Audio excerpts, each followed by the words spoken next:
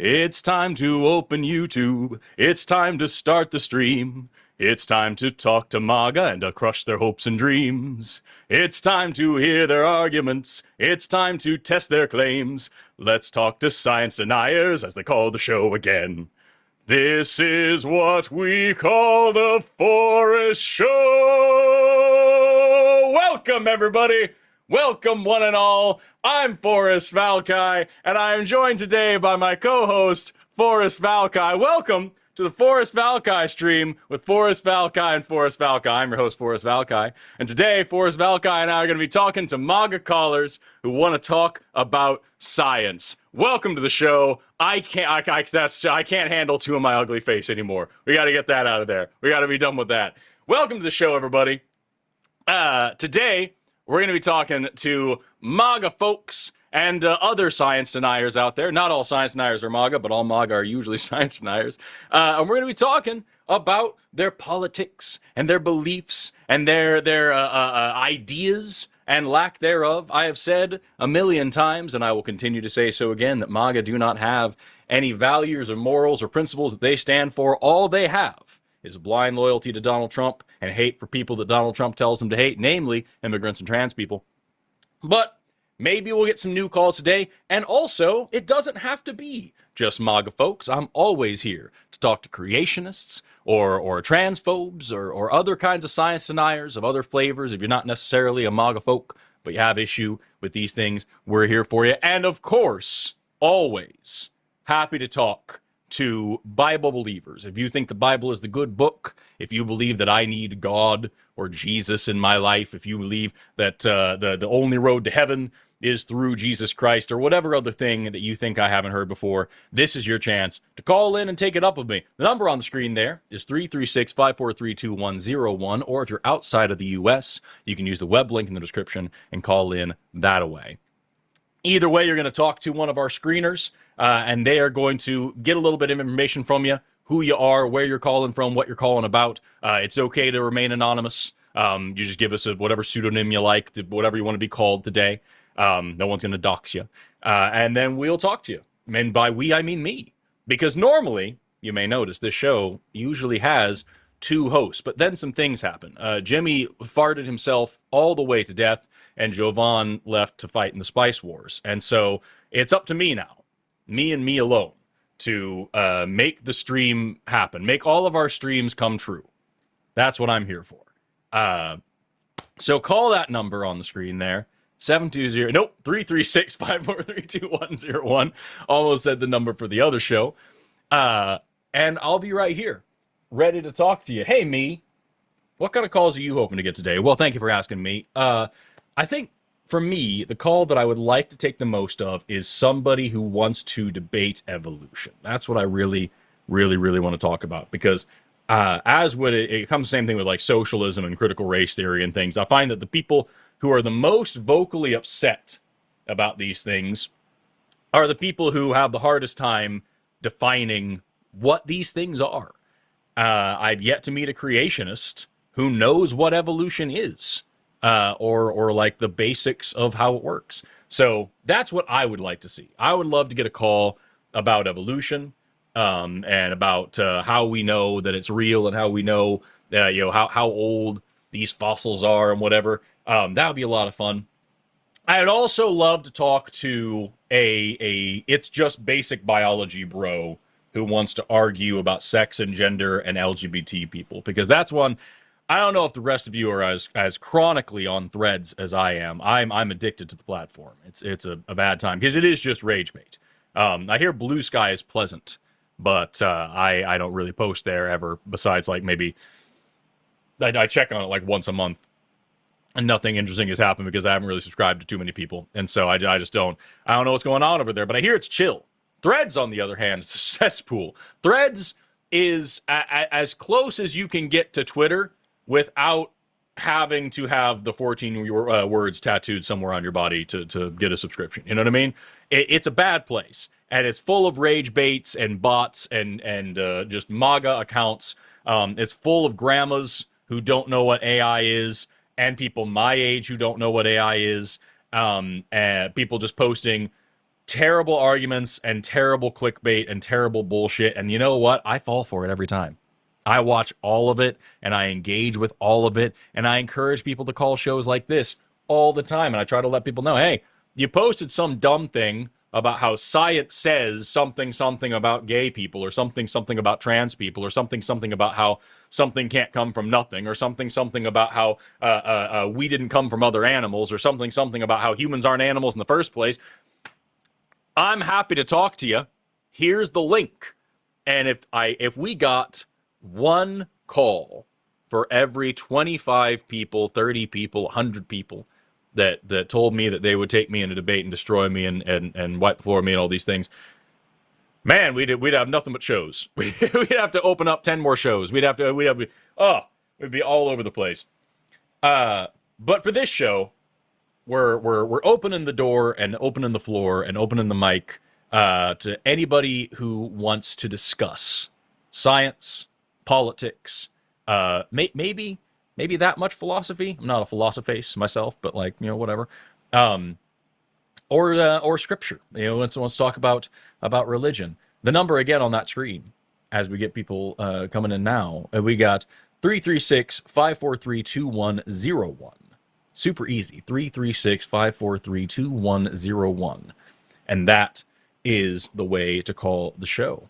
And then you'll get into the back room where you'll talk to our call screener. I'm interested in a few different things going on in the world right now. I don't know if the rest of you are, but things are bad. Things are bad in this country. We've got ICE fascists marching through the streets, rounding people up, violating their human rights, violating their constitutional rights. We've got a senile billionaire pedophile running this country, a convicted rapist and felon who does not deserve any manner of power, let alone to lead the free world, as we call it. We've got loyalists and cronies being put in high positions of authority, removing experts, destroying data and evidence, banning words from science, because that's what free Americans do, right? The party of freedom, the party is going to make comedy legal again and keeps going after comedians for making jokes about their God King. Now we're arguing about, I believe it was James Comey, wasn't it? Who posted something about 8647. I think that was who it was. And now that's something worthy of a big investigation. That's a serious issue. Meanwhile, Jack Posobiec, back when Biden was in office, tweeted out 8646. Not worthy of an investigation, it turns out. Not something worth being critical of or being concerned about. But hey, what is MAGA if not woefully inconsistent? Because again, they don't stand for anything. They just have whatever their beliefs are, and they have blind loyalty for Trump, and they have hatred in their hearts for people that disagree with them. It's a bad time here in the United States. But what I hope everybody thinks about, because I know it's fun for us to laugh and smile at these things. I myself have a very dark sense of humor, and I find that kind of gallows humor, that laughing, the more horrible things get, as best I can, is the way to keep myself sane. I do hope people remember there is a phenomenon in psychology. And I'm a biologist, not a psychologist, but I had to take some psych classes while getting my education degree. And of course, my research right now involves psychology. So feel free to check on this and learn a little bit more about it. It's phenomenal. It's a fascinating thing. It's called learned helplessness, right? So there's a few different ways that you can test this, both in humans and in non-human animals. Probably the most famous examples are where you'll have a class of students, right? And you'll give them all some word scrambles, some jumble up letters, and they have to try to make a word out of them.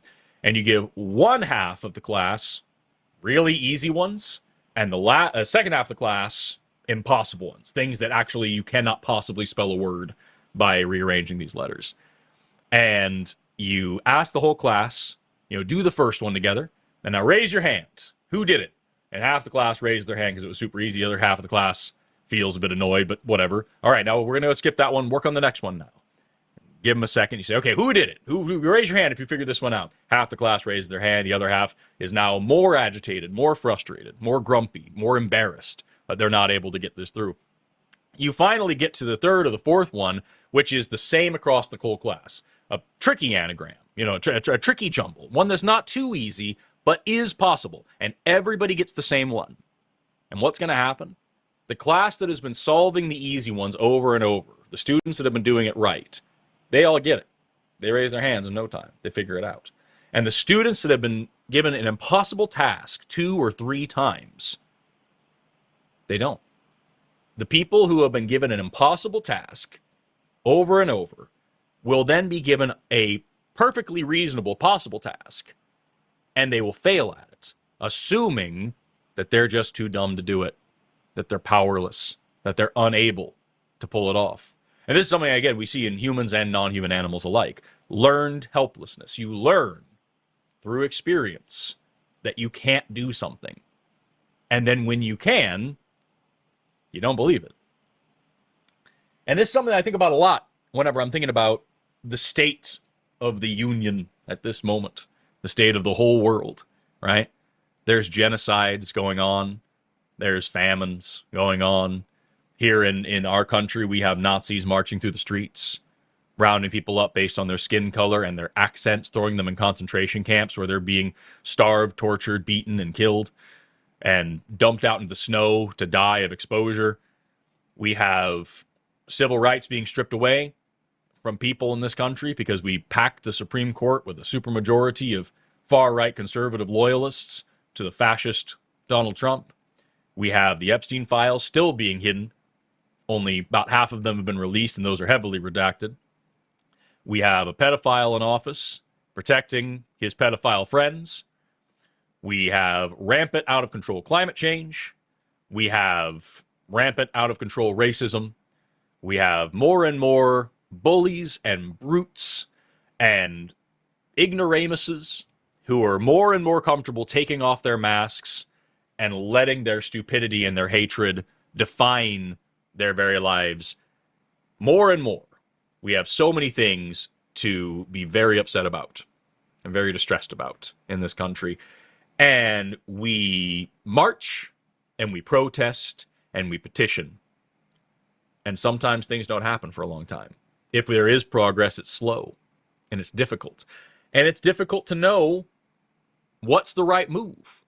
I boycotted this company, but I have to use this other equally repugnant company to survive. I'm not going to go shopping at Target anymore because they're, bullshit with their anti-DEI policies, but fuck, man, I've got to go to Walmart because it's cheap enough and I'm going to live. Is it better? I want to go protest for the climate. I've got to drive across town to get there. Or I got to take a bus, which is a diesel engine. What's going on? What am I going to do? I still live under capitalism. It's hard. And we hit these walls over and over, and then we kind of start to feel like the whole damn thing is hopeless. We teach ourselves that we are helpless. We learn helplessness. And what we don't realize is that we're fucking wrong. That persistence, that audacity to continue trying over and over and over to, if you can't go out and protest and fight, to correct the people in your immediate lives, to talk to your friends and family, to go out and meet your neighbors, all the way up to big marches on the Capitol, direct action, trying like hell to make a change, throwing yourselves on the gears and the levers so that they can't turn and operate anymore, doing whatever you can do to slow the nightmare down. Every little bit of that is making a difference. Every little bit of that helps. Every single voice absolutely does factor into the changes that we see. We're not as helpless as we think. And there's a lot of things that need to be done.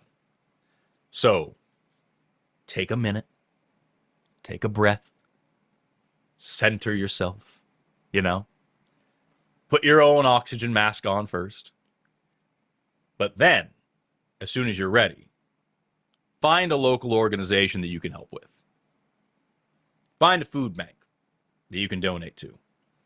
Find an immigrant legal resource center that you can donate to.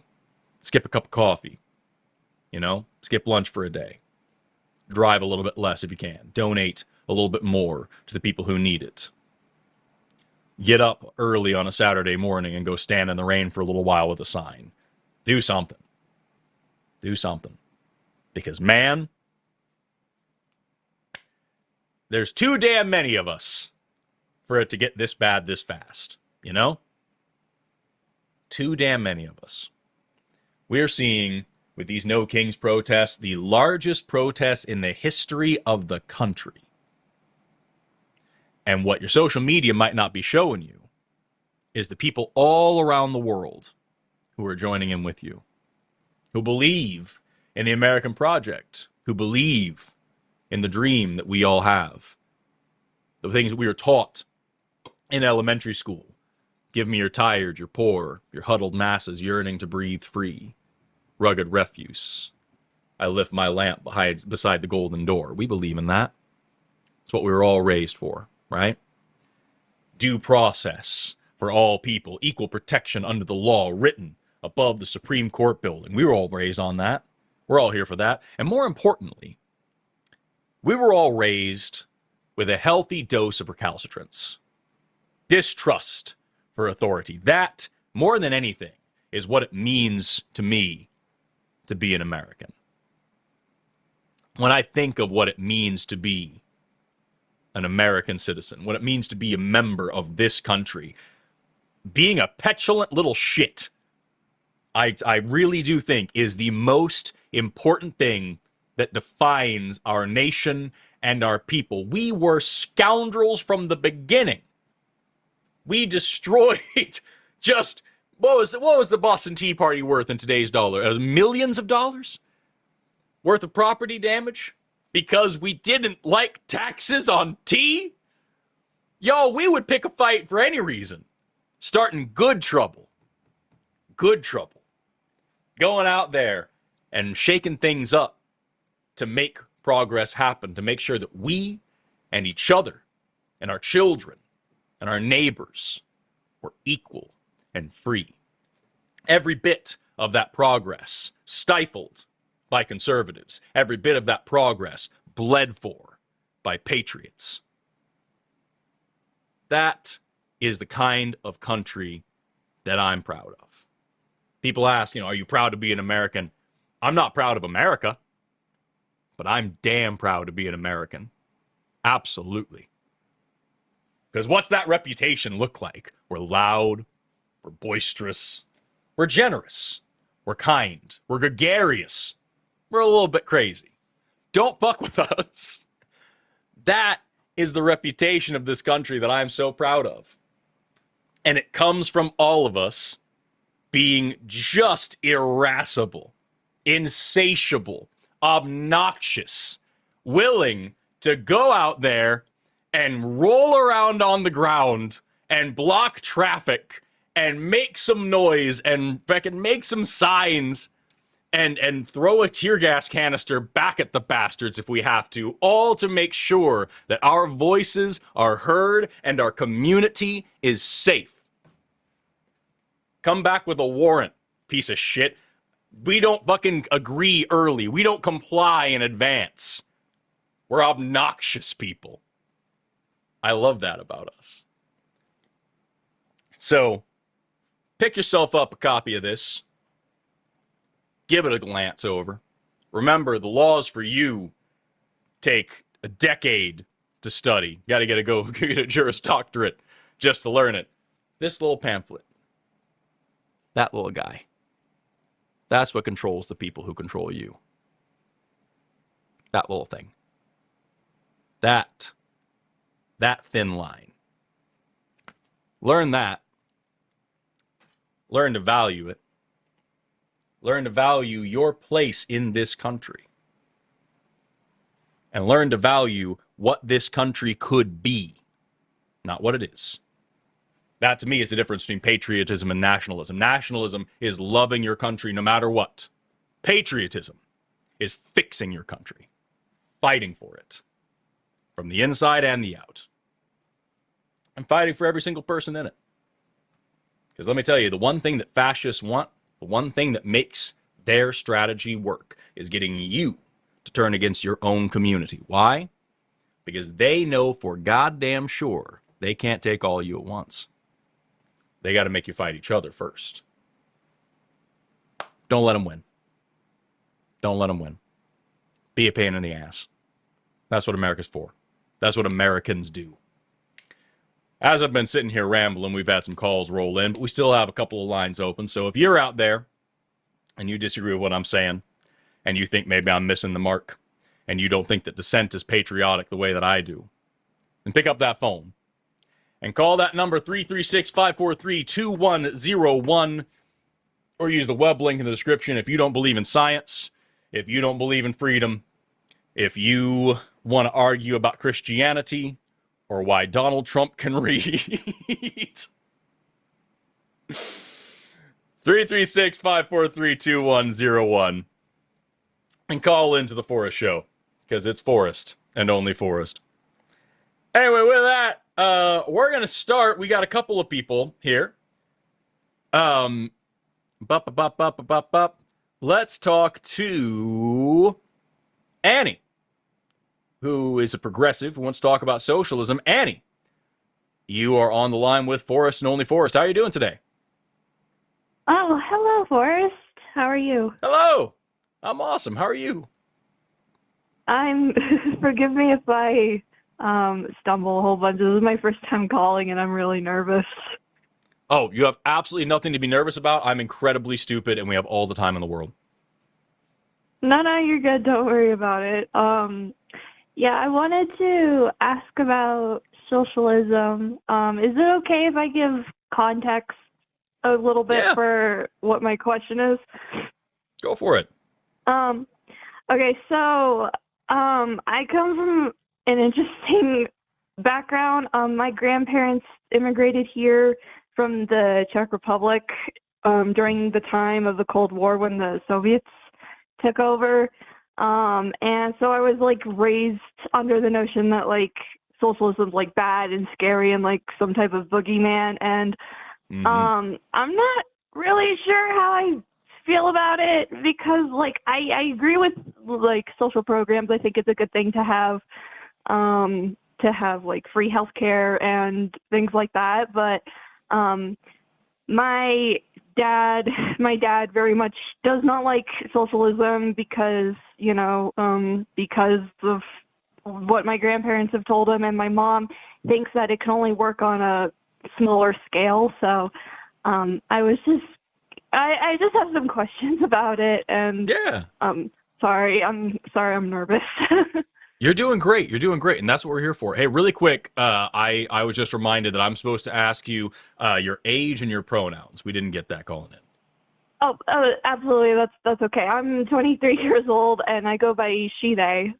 Whichever one you want, perfect. Doesn't matter. No, that's perfect. I just want to make sure. Okay. So what I think is a good remedy here, just a good way to kind of start in this, is let's just take the labels off it for a second, right? Because I would give you the whole spiel about how all these people call themselves socialists aren't really socialists and blah, blah, blah, blah. And it just, bleh. Let's just focus on the ideas for a second. When we talk about running the economy, right? When we talk about keeping things moving, we talk about commerce in general, right? Who do you think should be in charge of the means of production? Do you think that one person should be able to own the company and all the machines and everything and have total control of what the company does and how much employees are paid and all that stuff, and it's just one person running it? Or do you think that the employees together should be in control of all of that and should vote together to, you know, decide their own futures? What do you think is a better option? I definitely think it's a better option for the people to collectively own the company. Is it okay if I explain a little more about this? Please. A lot of the counter arguments I've heard growing up, one of the big ones was like, well, if the workers own the means of production, then all of the CEOs will just move somewhere else, and that means all the workers will be unemployed. Yeah, and then what happens when, let's just run with this situation. So we have the entire United States of America, every one of the CEOs of all the big corporations, they all take their money elsewhere, and now you have 330-something million Americans just sitting here without a job. Do you think that we're all just going to sit here and just have our thumbs up our asses, not have, like, just handing resumes to each other, hoping one of us will become a CEO one day? No. We're going to make new companies, and we're going to be able to do this by ourselves, right? This is the lie that is fed to us, is that the rich are the only people who are capable of doing this, are capable of running corporations this way, while also being given the contradictory lie that they all came up from nothing and pulled themselves up by their bootstraps and anybody can do this and we can all become rich one day, right? So if in this hypothetical situation, which is just a boogeyman that's used to scare people, to say that all the rich people are all going to leave, they're going to take their money with them. All right, here we are now, 300-something million people. We're going to make it work for ourselves. And when the workers control the economy, when the workers control the government, when the workers control the companies, when the workers control the means of production, I bet you money, Annie, that they're not going to work to destroy their own ecosystems, right? If you talk to me about an oil company that is owned by workers, I don't think they're going to be particularly interested in digging up their own backyard and destroying their own national parks. I think they're going to be more interested in working on something different. Even if that means that company goes under and those workers then get a new job somewhere else. I think, like, just to use that example, I think that we need to be investing heavily in renewable energy. Those workers that work in fossil fuel, they still matter to me, right? I'm always pro-worker no matter what. So what am I going to do? I think the government, while we're subsidizing the growth of fossil fuel industry, also need to be paying for education for those people to learn how to get a new job building windmills and running solar panels. And let me tell you which one's a lot safer, right? You don't have to be a roughneck out on an oil rig getting blown up anymore. You just have to bolt the blades on a big old turbine and go home. Not saying it's without danger entirely, but it's a lot cleaner, it's a lot safer, it's a lot more efficient. It doesn't pollute your environment, it doesn't destroy your community. You don't have to, travel like crazy out. You just do it, and you're safer, and your community's better, and your country's better, and your children are safer. That, I think, is what people would vote for. No worker is going to vote to outsource their job overseas. No worker is going to vote to downsize their company while giving a raise to their boss. No worker is going to vote for the kind of wage disparity that we have in this country right now. Nobody would ever do it. It is only because we have this top-down anti-democracy approach where the person on top has all the power and the shareholders get to buy more votes. The more shares you have, the more say you have, and the workers on the bottom are powerless. That is anti-democracy, Annie.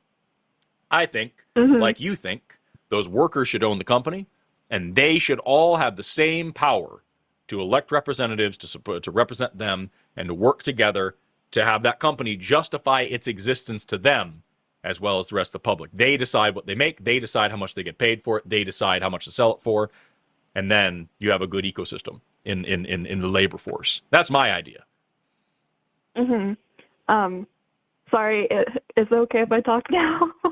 Yes, I'm sorry I ramble. I'm a rambly bitch. No, you're good. You're good. Don't worry about it. I like to listen to you guys talk. I very much respect the people on this show. Sorry, I'm nervous. I'm trying to find my words. Yeah, I very much I don't know, as a young person in America, I mean, obviously by my age, I'm younger generation. I grew up knowing the basics of socialism, communism, and stuff like that. And then during COVID, I had a little bit too much time on my hands to research a bit more of this. And I very much I want people to be able to live well and have a happy life. And sometimes I get a little bit too idealistic, which is partially why I'm calling in, because I don't know. What I want to happen versus what is more likely to happen are two very different things. And I've been told that, what I want to happen likely won't happen, especially in the current state of things. Sorry, I try to not be pessimistic. It's very easy to slip under, despair, especially with where we are at right now. But my other question is, one of the other things that I heard is that like socialism could only work on a smaller scale. Like my mother would cite, like indigenous communities of like the Native Americans and stuff, and she says a lot that it would not work in America with how many people we have, and I'm just curious what you have to say about that. I would love to see some evidence for that, because there are plenty of countries. I don't think there are any countries that are completely socialist, but there are plenty of countries out there. People love to point to Scandinavian countries especially that are far more socialist than we are.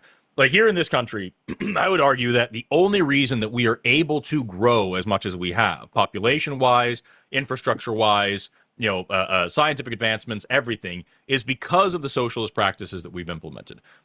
Public schools, public drinking water, public roads and bridges, public libraries. These are things that are socialist practices, right?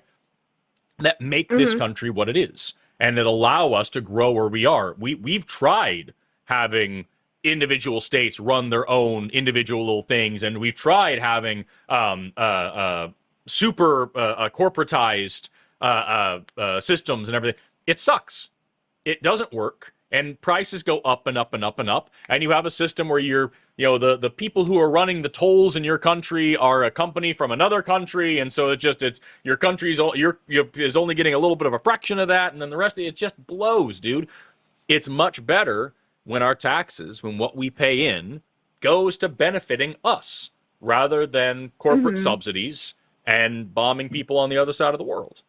So like I would argue that the evidence goes against that. And while, yeah, I'm sure it's probably easier with a tiny population to make sure everybody behaves, it's not difficult to have a larger population do that or to have a larger country do that. You just need to implement those changes gradually, not too gradually, and to make sure that people understand what they're getting out of it. The reason why at the beginning of this call I was saying let's just leave the words out of it is because very often here in America, people are taught that socialism is when the government does stuff, and when the government does more stuff, that's communism. And like that's just the boogeyman, because everybody hates the government, period. And they have good reason to, because the government doesn't work for us. We have a massive Congress of people that put on suits and go play a little song and dance, pretend like they work for anybody but billionaires every day, and that's our Congress. It blows. I think if people were to see the actual impacts and the actual benefits that they get when their tax dollars actually benefit them, they wouldn't be afraid of telling a CEO to go fuck themselves. That's where I'm at with it. And if we attach that word socialism to it, people get scared. But like at the end of the day, that's all it is. Socialism is the worker's own and means production. Socialism is when your tax dollars benefit you. Socialism is when your government works for you. Socialism is when the money that you put into the system and the effort that you put into the system comes back to you, and you are benefited more because everybody else is doing the same thing, and it's not some greedy asshole billionaire taking all the money out of your pocket while you're struggling for groceries. Some dickhead is buying his 13th yacht. That sucks. And unfortunately, the propaganda in this country, this is where we get into that those big scary capitalist communist buzzwords. The propaganda in this country has been that there are no such thing as poor people. There's just temporarily embarrassed billionaires, and that's simply not the case. Yeah, absolutely. We very much should not have, people on the verge of dying because like 10 people in the world hoard all the wealth, and that very much precisely blows, and it makes me very angry. Yeah. Sorry, I'm laughing because I'm nervous. But no, you're fine. Yeah, like I don't know. I'm mostly calling in because I'm just trying to unlearn. I mean, I've been unlearning some of this for years now. I'm trying to unlearn a lot of the things I was taught growing up about socialism. Every time my grandma would tell me the story of how, like, her and my grandpa escaped the Czech Republic, she tells me the same thing every time, that when the Soviets rolled in, they were like, if you guys try to escape, we're going to kill you all. And that's, like, mainly the reason why her, my grandpa, and my dad all think that socialism is spooky and scary, is because the Soviet Russia was so commonly associated with socialism and communism. And so whenever I get, like, told about that story, that's always, like, their number one basis as to why socialism is bad and all that, is because, I mean, and it is terrifying. It is terrifying to go through something like that, but I'm just trying to explain that, like, I'm not really sure socialism is the reason why, No. why, yeah, no, sorry. Well, you have these cases with like, the people revolt and fight for socialism, and the government comes out as state capitalists, where the government is the capitalist. The government owns the business. The government decides what you can and can't do and where you're going to work and what you can eat and all these things. And the government is the one now running this thing. And then the government says, this is socialism, y'all. This is what we're going to call it today. And it's no different than the fact that North Korea, the official name of that country is the Democratic People's Republic of Korea. It sure as fuck ain't that, but that's what they call themselves. And when it comes to that, we're all okay with saying, okay, yeah, they're just lying. They're just full of shit. They're propagandists. They're trying to save face. But when it comes to the Nazis calling themselves socialists or the USSR calling themselves communists, we're all like, yeah, that's totally what that is. And that looked really bad. No, they're just capitalists with a different flavor. I'm going to put a thing in the chat for you. Are you familiar with Richard Wolff? I might have heard the name before, but I might need to refamiliarize myself. Yeah, he's an economist, and I listened to him a lot in grad school. I was working in a lab all night long, and so I would just put on one of his lectures and just listen to it, and that's how I kind of started getting exposed to what this whole stuff is all about. So I just put 2 links in the chat right now. The top one is his Introduction to Marxism that I listened to a long time ago. The second one is another lecture on, like, 21st century socialism in theory and in practice. Is a little bit more recent. They're both like a decade old. And he's got a ton more stuff here. He's a great lecturer. I like the way that he teaches. I think he was an economics professor, if I remember correctly. But his first thing this sounds, I'm going to be real with you right now.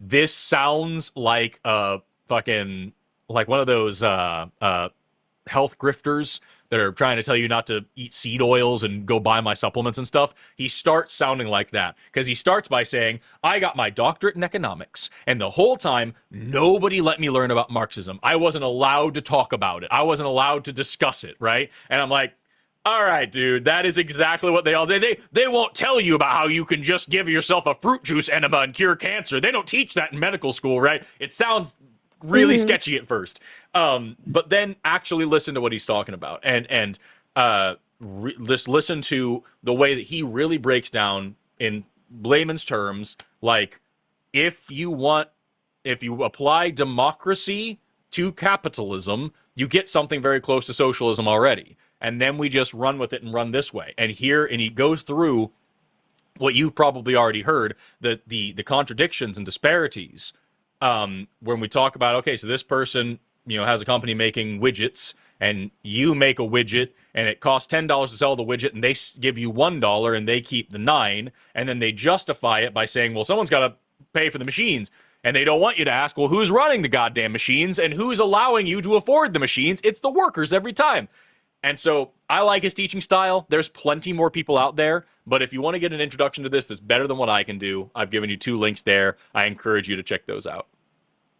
I liked both videos the second you sent them in chat, actually, because I very much do want to watch them later when I'm not calling. But I'm trying to think real quick.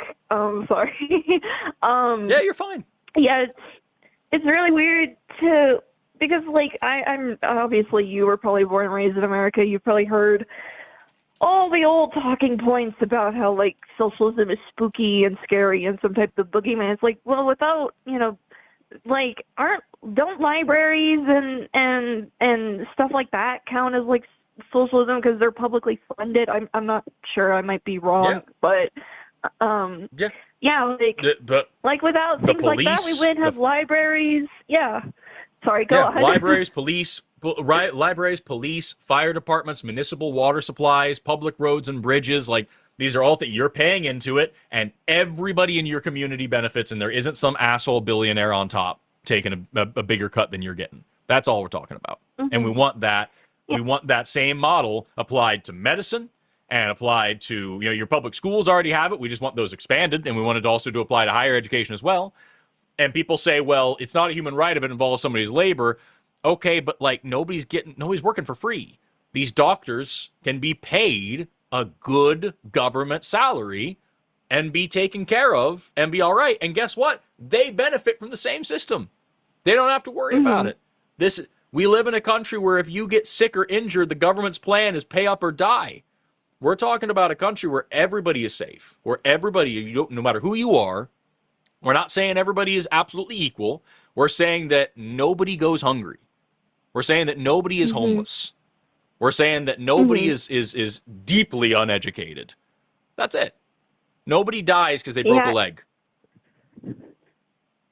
Sorry, I like very much do not want to cut you off. But it's fine. Yeah, There's a delay. Go for it. But yeah, I very much I don't know. I think it's interesting that we have like social programs, but then people draw the line at universal health care. It's isn't that's a good thing. Like we want people to be able to have better lives and all of that stuff. That's a good thing. I don't know if a double standard is the correct word. I just think it's very weird that we draw the line at something that big and grand that can actually help people, and we only go with small scale things. I don't know. Yeah. It genuinely bothers me. It really, really bothers me because I want people to have, happy, healthy lives and to be able to not be terrified that the money that they make won't be able to afford their hospital bills. It really bothers me. And I don't know, maybe because I'm just a young person, I feel somewhat powerless. I don't want to sound like a doomer, but it's really hard to find a lot of hope in this system that we're in. I don't know. Oh, girl, you're preaching to the choir here, and that's what I was talking about at the beginning. It's easy. It's very, very, very easy to feel powerless, but that's what they want, man. The more powerless you feel, the more they win. And here I've got, by the way, I found the thing that I was referencing a minute ago, and I'm going to put it on screen here. This is just a little political cartoon thing, and it's a worker. It's a guy talking to the CEO of whatever company, and the boss is yelling at a worker, and a man walks up and says, "What did you tell that man?" He said, "I told him to work faster." "Well, how much do you pay him?" $25 a day. "Where'd you get the money to pay him?" "Well, I sell products." "Who makes the products?" "He does." "So how many products does he make in a day?" $100 worth. Then instead of paying him, he's paying you $75 a day to tell him to work faster. And the boss says, "But the machines belong to me." "How'd you get the machines?" "I sold products to buy them." "Who made the products?" And the boss says, "Shut up, he might hear you." And that's the concept we're talking about here. You are the one doing the work, and you should get the benefit from it. And we mean that not just in labor when we're talking about your employment. We also mean that on a national scale. This country doesn't exist without people like you, not just paying taxes, but doing the everyday labor of being a citizen, of participating in this community and making the whole place work. So you should get the benefit from that. You don't need to pay the government $75 a day to tell you to work harder. They should be paying you. They should be taking care of you. And you should be contributing to the community, and that community should be benefiting you. That's the whole argument, Annie. Pardon me. It's okay. Yeah, I don't know. I mean, it wasn't that long ago that COVID happened, and we saw how that panned out. I mean, I know. Yeah. I forgot how many degrees you have. You've been on a roll, but you definitely know more about this topic than I do. But I don't want this conversation to go on too long because I know there's a lot of other callers. But I think my last You're just fine. question would be because I don't know how old you are. I'm not gonna ask because that's rude. But 43. But oh wow, you look way younger. Really. No, I lied to you. I'm sorry. It's okay. My last question, and I'm kind of speaking for a lot of people in my generation, is how do you keep hope in a time when it seems like the entire government and the presidency are working against you, and not to give into despair? And before you answer, I know the easy answer is to just get off the internet, go outside, but doing that doesn't really change the fact that horrible things are still happening in Palestine, Iran, and other countries. And I'm just wondering how to not lose hope. I actually don't advocate for getting off the internet and going outside too much. Like, yes, that's good sometimes, and there's definitely a benefit to that. But I think you should be informed.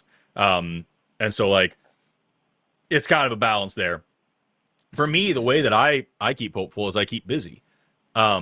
It's very difficult to despair while you know you are trying at least to create a solution.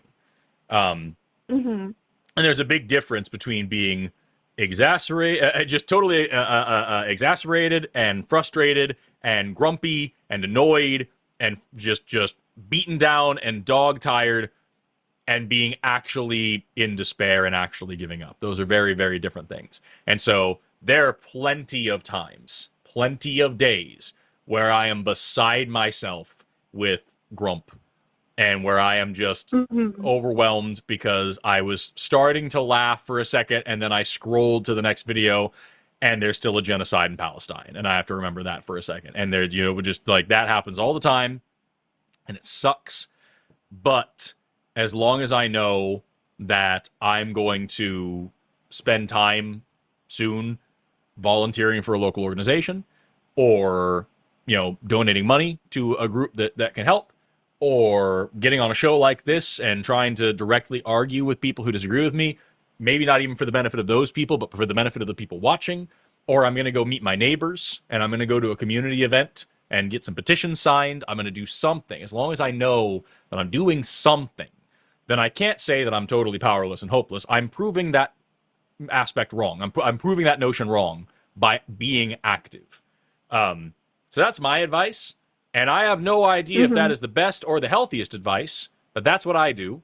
And you asked me. So I encourage you to find a balance that works for you, Annie. Whatever works for you. Because maybe, I'm an Energizer bunny over here. I'm solar powered, but like there's other people that aren't. Do what works for you. Is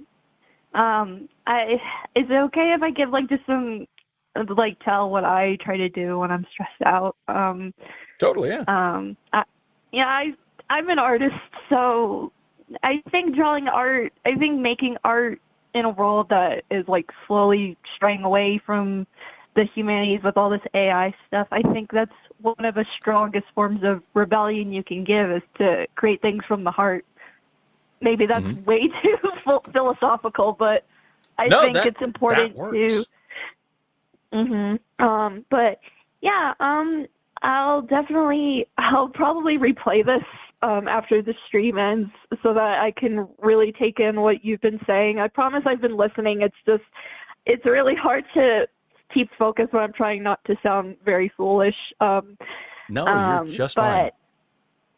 But I very much, I respect the work you guys do on this channel. I watch your videos all the time, and I love the work you guys do. But thanks for talking to me, Forrest, and I hope you enjoy the rest of the show. Thank you for talking to me. And I got to tell you, I really, really appreciate what you just said as well about being an artist, because I didn't even think about that. That's a really important lesson, is that I talk about getting out there and getting involved in community and all those things. That's not for everybody. That's the way my mind works. I am not an artist. Artistic expression makes me incredibly uncomfortable. There is place in the revolution for everybody, Annie, and what you are doing to express yourself and to bare your heart to the world, that matters, and that inspires people like me to go out and do other shit. So thank you for what you're doing. Yeah, thank you so much, Forrest. Have a good rest of your show. Take care. Bye-bye.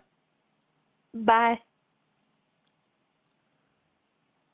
Step by step, the longest march can be won, can be won. Many stones can form an arch, singly none, singly none. And united what we will be accomplished still. Drops of water turn a mill, singly none, singly none. Everybody is involved. All of us have a part to play. Those parts don't all look the same, right? Step by step, every little drop of water, one little piece at a time, one single person at a time, and eventually that wheel starts turning. Eventually, that revolution starts spinning. Eventually, change starts a-coming. We've got a couple more people on the line. I'm going to start with Johnny, who's been waiting a little while, and then we're going to move into Travis, who just called in a couple of minutes ago. So let's start with Donnie. Johnny wants to talk about trans folks, and then we'll move on to Travis after that, unless we get a funnier call than Travis, in which case I hope he'll understand. Let's start with Johnny, who wants to talk about trans people. Johnny, you're on the line with Forrest and only Forrest. How you doing? Forrest, how you do? I'm all right. What can I do for you today? So there's an argument I've been using against my conservative friends that hasn't been working. But so I'm very curious. So you got like Swire syndrome and De La Chapelle syndrome, right? Mm-hmm. And those are things, yeah. Yes, those are things. And I've been trying to convince them using those arguments, and it's not working so well.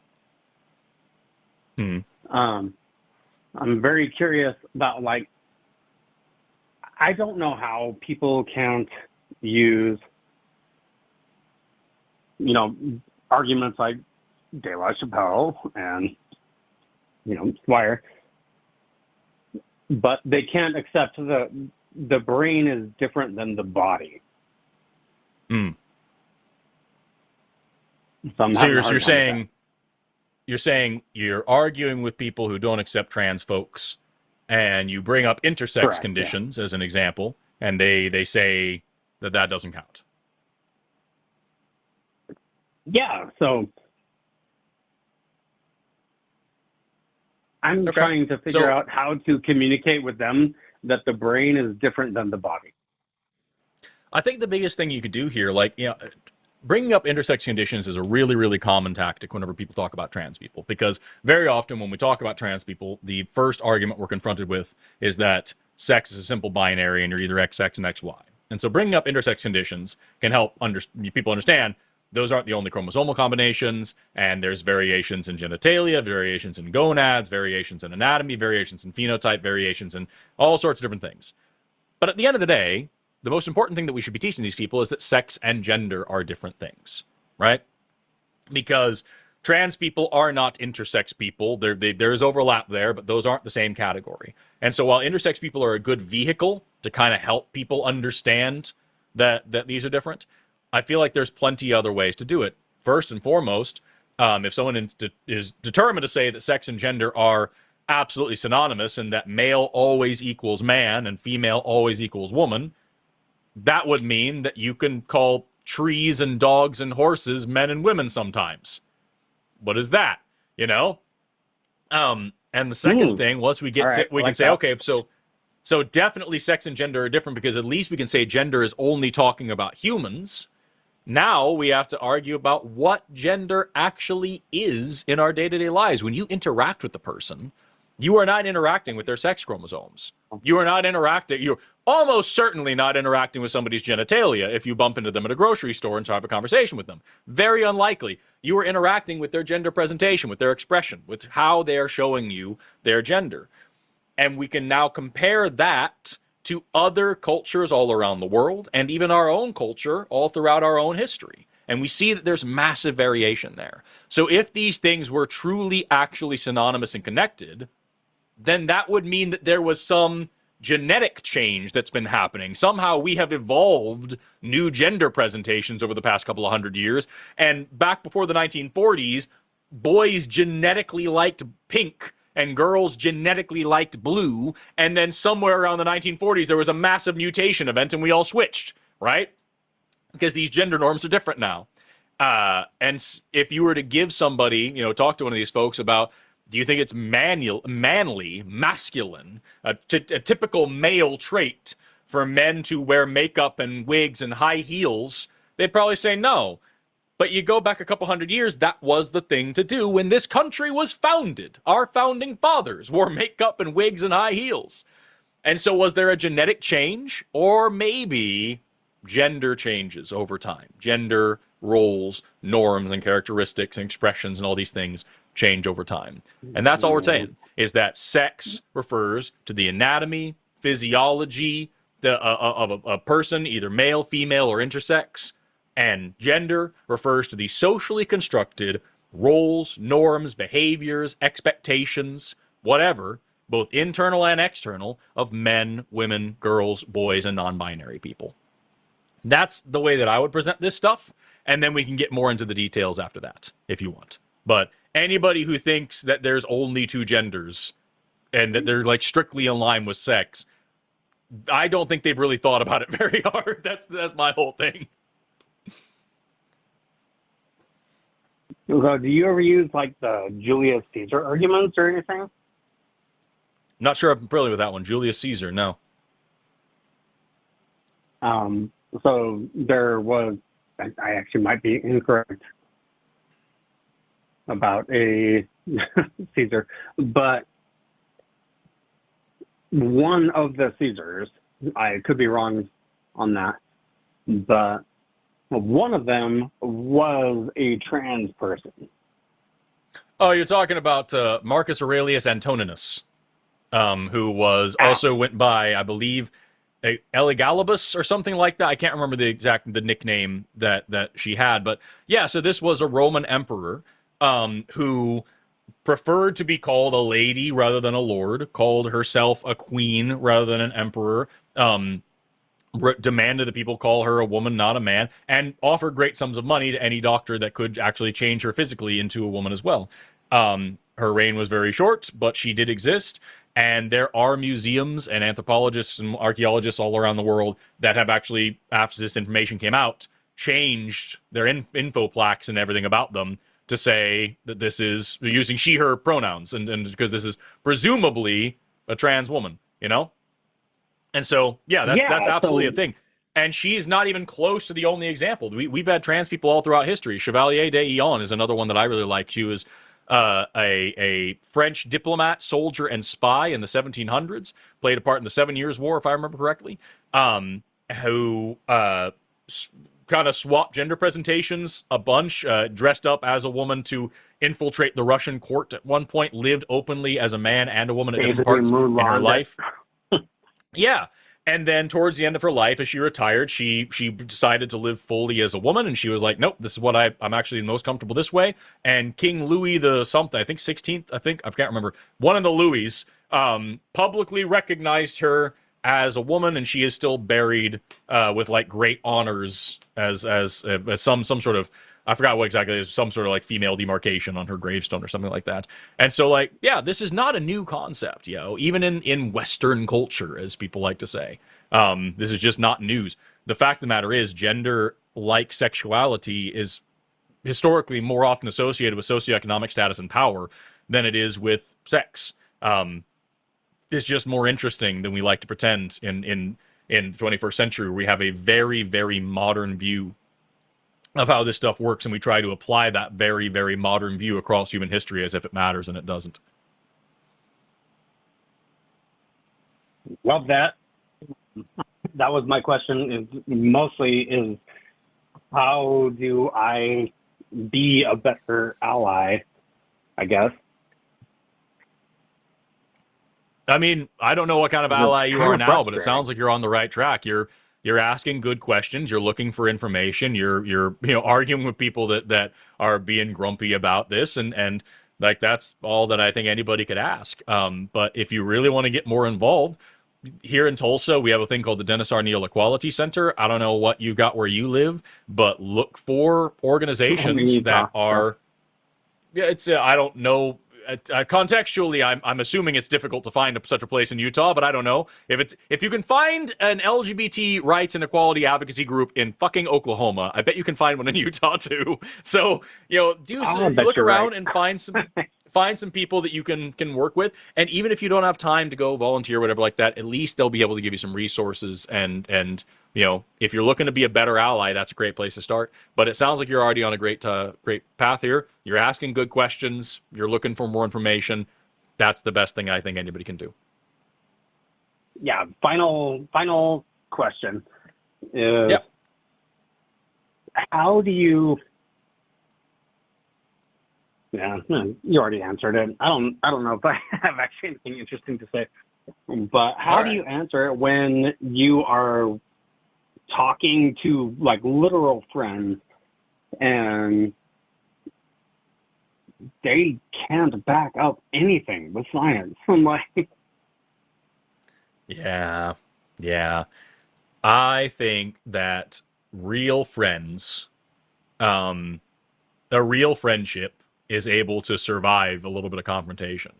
And you don't have to be an asshole and be like, hey, you're fucking stupid. You don't know anything about anything. You know, you don't have to be that way. But like, hey, dude, like you're giving me this position here, and it is fundamentally against the opinions, the expert opinions of all the best doctors and scientists in the world. So like every major medical association is on the side of trans people, and every major medical association in the United States is on the side of trans people. The World Health Organization is on the side of trans people.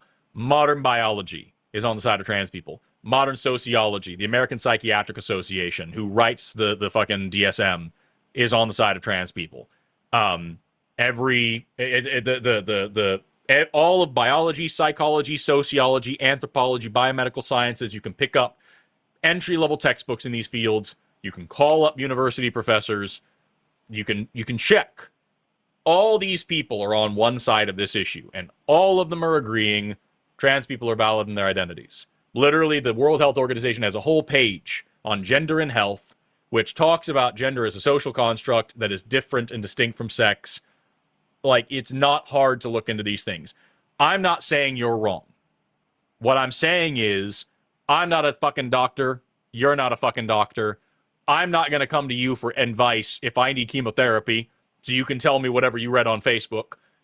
I'm not going to listen to you here either. And I think it's weird that you think that I should listen to you here when you are in staunch disagreement with all the people who study this stuff for a living. And so for the exact same reason, bro, that I'm not going to sit here and take my cues from you on particle physics, I think that we need to humble ourselves a little bit and listen to these experts over here. So whatever works for you, however you would phrase that, that's what I would do. But if your friendship can't handle a little bit of that, probably not a great friendship to begin with, you know? Nah, you're good. No worries. All right, thanks. I have been wanting to pose that to you for a while. So. Yeah, happy you call in, man. Have an awesome rest of your day. You too. Thanks, bro. Take care. Bye-bye. Great first two calls. We've got a couple of folks here now on the line that are seemingly disagreeing, but they both seem pleasant. So, like, we'll see if we get a spicy call by the end of the day. Maybe it's just going to be nice, you know? Maybe the vibes are just nice today. Who knows? Let's talk next to Travis, because I said we would. And he's been waiting for about 20 minutes. Travis, who wants to talk about socialism and whatnot, but I'm more interested in a couple other things. Travis, you were on the line with Forrest and only Forrest. How are you doing today? Hey, how's it going, man?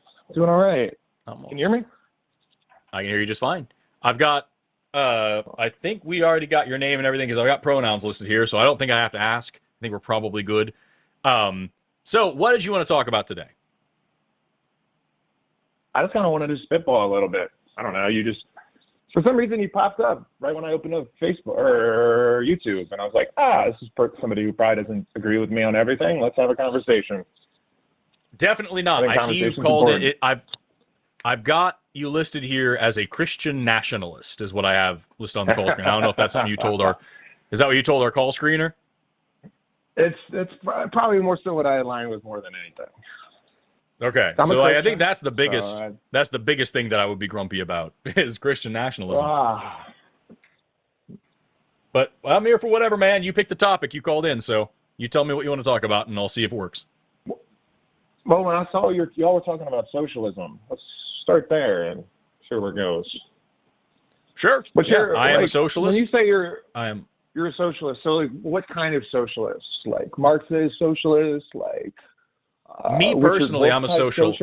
Or I do like Richard Wolff as a person and as an orator. I've linked a couple of calls for him, or a couple of videos of his. I hate to sound this way. I probably we're gonna have a bad time if I try to get super pedantic with the labels. But what I can tell you the most cleanly is I am a social anarchist. So I believe that liberty and equality are intrinsically linked, and you can't have one without the other. We're not all free if we're not all equal, and so that's what puts me in this socialist camp.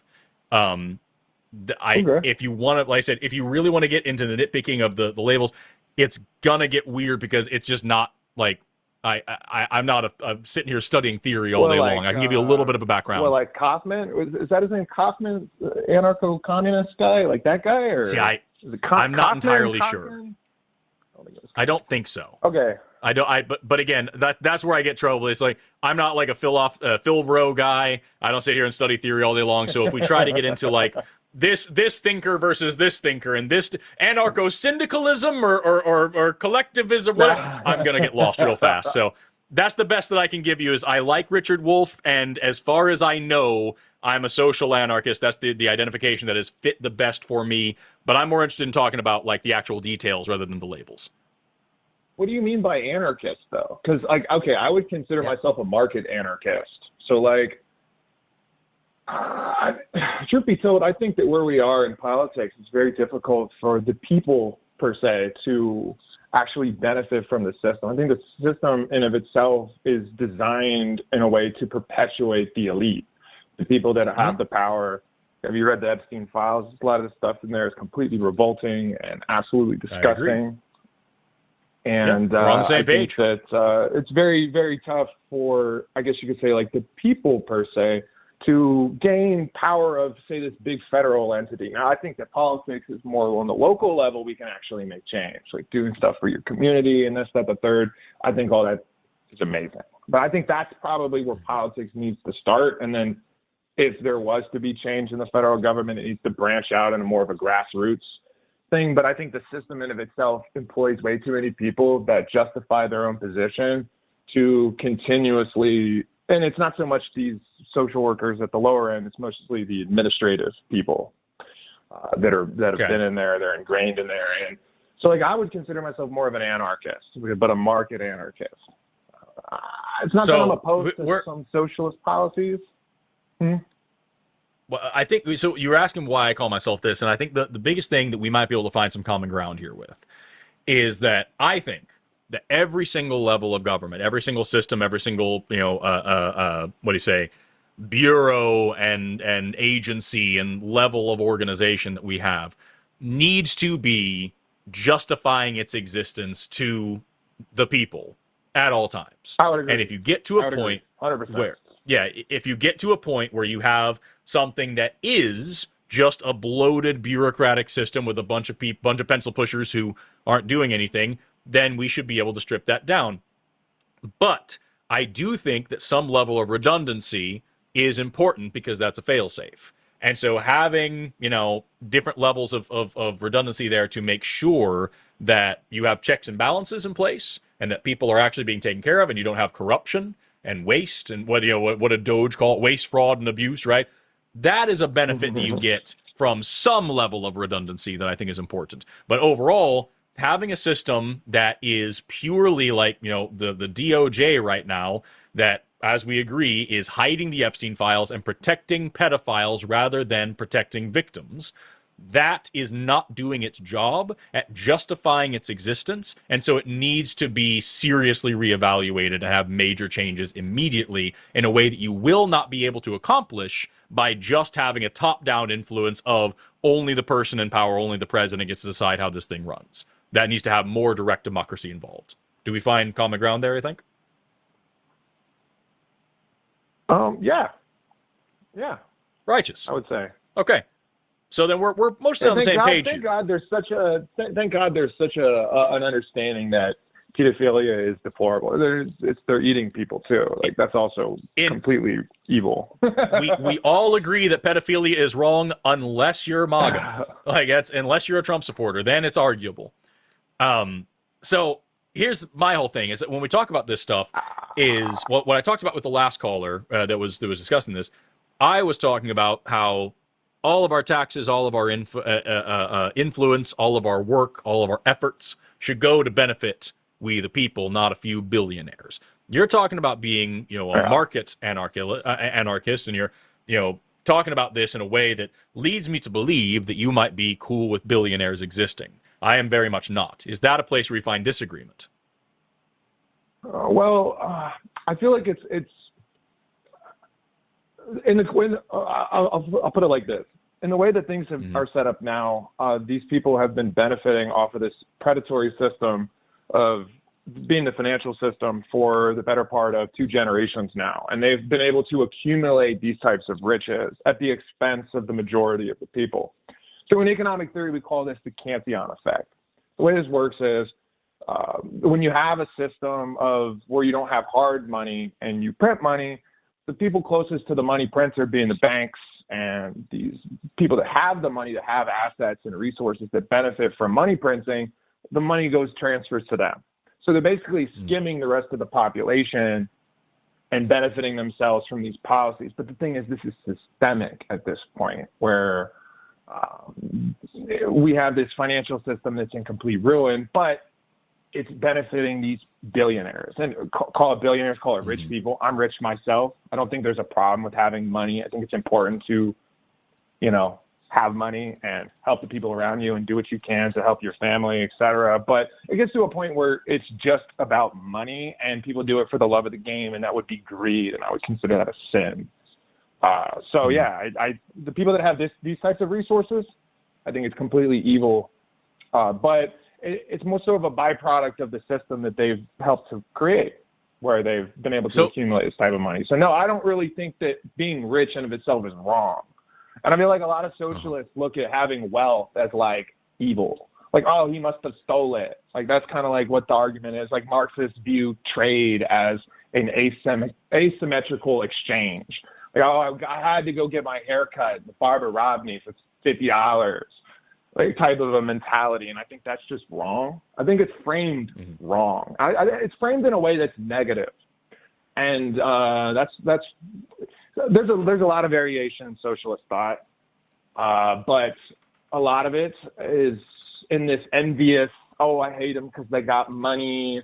But like when I get off work, I just watch Netflix. I don't study. I don't have a second business or try to do anything to like actually acquire resources. I'm just going to complain and LARP online as like the billionaires continue, like systematically steal money from me, and I'm more and more impoverished. So like, learn the game. So it's what it is. In life, we can only play the hand that we're dealt. So like that's kind of my approach to it. Let's dig into this a little bit. Let's dig into this a little bit, because there's a couple of things you said there that I agree with, and a couple of things you said there that I find problematic. And I think there's some middle ground that we can find here, and some ways we can agree, and maybe we can dig into the nitty gritty of it, right?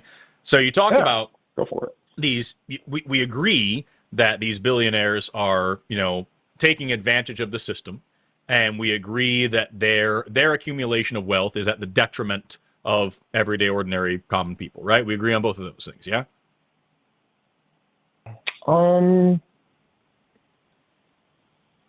These specific people in this current circumstance, yes, I would agree. Right. But what do you mean by that? Could you unpack that real quick, though? Like Elon Musk, for example. Yeah, so like I'm just using billionaires to start with here, because I talked about billionaires and you were talking about the rich. And so I want to make sure we're drawing a fair line here, right? I have no problem if somebody wants to accumulate enough wealth to take care of themselves and their family for the next generation. No problem with that whatsoever. Elon Musk right now, I think he has $636 billion is his net worth, right? And of course, you as an economist, you know that that's not liquid assets, but like that's what the man can bargain with, right? That's what the man has. That's the kind of power that man has. And in reality, money is units of safety and security and really veritably freedom in this world, because you're able to get away with more shit, do more shit, right? This man has $636 billion. Imagine, Travis, that you or I get the best job anyone has ever heard of. You get paid $200,000 a year, and you don't have to pay taxes on it, and your boss pays all of your bills and all your groceries and pays off your card and everything. So literally all that happens is you are completely taken care of, and you have no expenses, and you just accumulate every single year $200,000. In order to become as rich as Elon Musk in that fantasy magical scenario, you would need to work this job for 3,180,000 years. That's fucking stupid. There's no way it's pretty crazy anybody can seriously. Yes, there's no way anybody can look at Elon Musk, with anybody who's paying attention, and seriously think that he has earned that money. He was given a lot of wealth as a child that he didn't work for. Again, no problem with passing on some wealth to the next generation. That's fine. But he was given more wealth than most people have in their entire lives. As a startup, he was rich enough to be able to fail enough to start to be successful. And now he's just in the same system that most billionaires are, which is, the buy, borrow, and die. They buy a bunch of stocks and things that they can't be taxed on because they're not real assets, but they can use those assets to go take out huge bank loans because now I guess they technically are real, and then they have more wealth, so they're able to buy more shit, so they're able to borrow more shit, so they're able to buy more shit, so they're able to borrow more shit, and they grow and grow and grow, and then they just die and never pay it off. And meanwhile, the bottom few billion people in the world are, at a point where they can't afford a sandwich. They can't afford to go to the doctor. They can't afford to buy a car. They can't afford, there are people rationing insulin and dying because of that. You could take just the decimal, if you rounded off the decimal on Elon Musk's wealth, you could end world hunger. So that's what I'm talking about when I say that billionaires don't deserve to exist. There is no reasonable excuse in a free society, in a global market, in a world where people and human lives matter. There is no excuse to let one person sit on that much wealth and do dick all with it besides interfere with elections and manipulate governments and fuck over small business owners, whatever, while people are starving in the streets. That there has to be a point where your tax rate, if you don't want to make it 100%, if you want to say there's really no ceiling, you can grow as much as you want, okay, fine. But that tax rate needs to be so high that that ridiculous accumulation of wealth is going back into the community and benefiting the workers that allow Elon Musk to have that much wealth. Do you understand where I'm coming from? Oh, I'm with you 100% on that. But I have... Awesome. The problem with that is in the system that we're currently in, say they did redistribute the wealth downward, it doesn't benefit the people as much as you would like to think. What do you mean? And honestly, the reason why we haven't had as much inflation as we had is because there's been a mass accumulation of wealth through the Cantillon effect, where all this money goes basically into asset prices going up. I'm not talking about just homes, but the stock market, but all the financial products that exist, all the bonds, CDs, derivatives, et cetera, that have saturated the inflation. Reality is we should have way higher price inflation in like the stores. But we saw this when COVID happened and the lockdowns happened. This still doesn't explain what you just said. You said that it wouldn't benefit the poor. I'm explaining it. I'm explaining it. So like we saw this happen with COVID, and they didn't even give people that much money, but we saw massive price inflation. It's because all that money went into the grocery store. It went into consumer goods. And like, if you redistribute wealth downward, you're just going to have massive inflation. You're going to have inflation. So this is the same in prices in the stores. And this is the same thing, and it's going to transfer back up anyways. So it's like it's a problem. This is the same thing. Hold on a second, because if this is the same thing that was said when it was the minimum wage was first proposed. If we establish a standard of living for the super poor among us, then all that's going to do is everything's going to get more expensive. And that didn't happen. And in fact, standard of living for everybody, including super rich people, went up.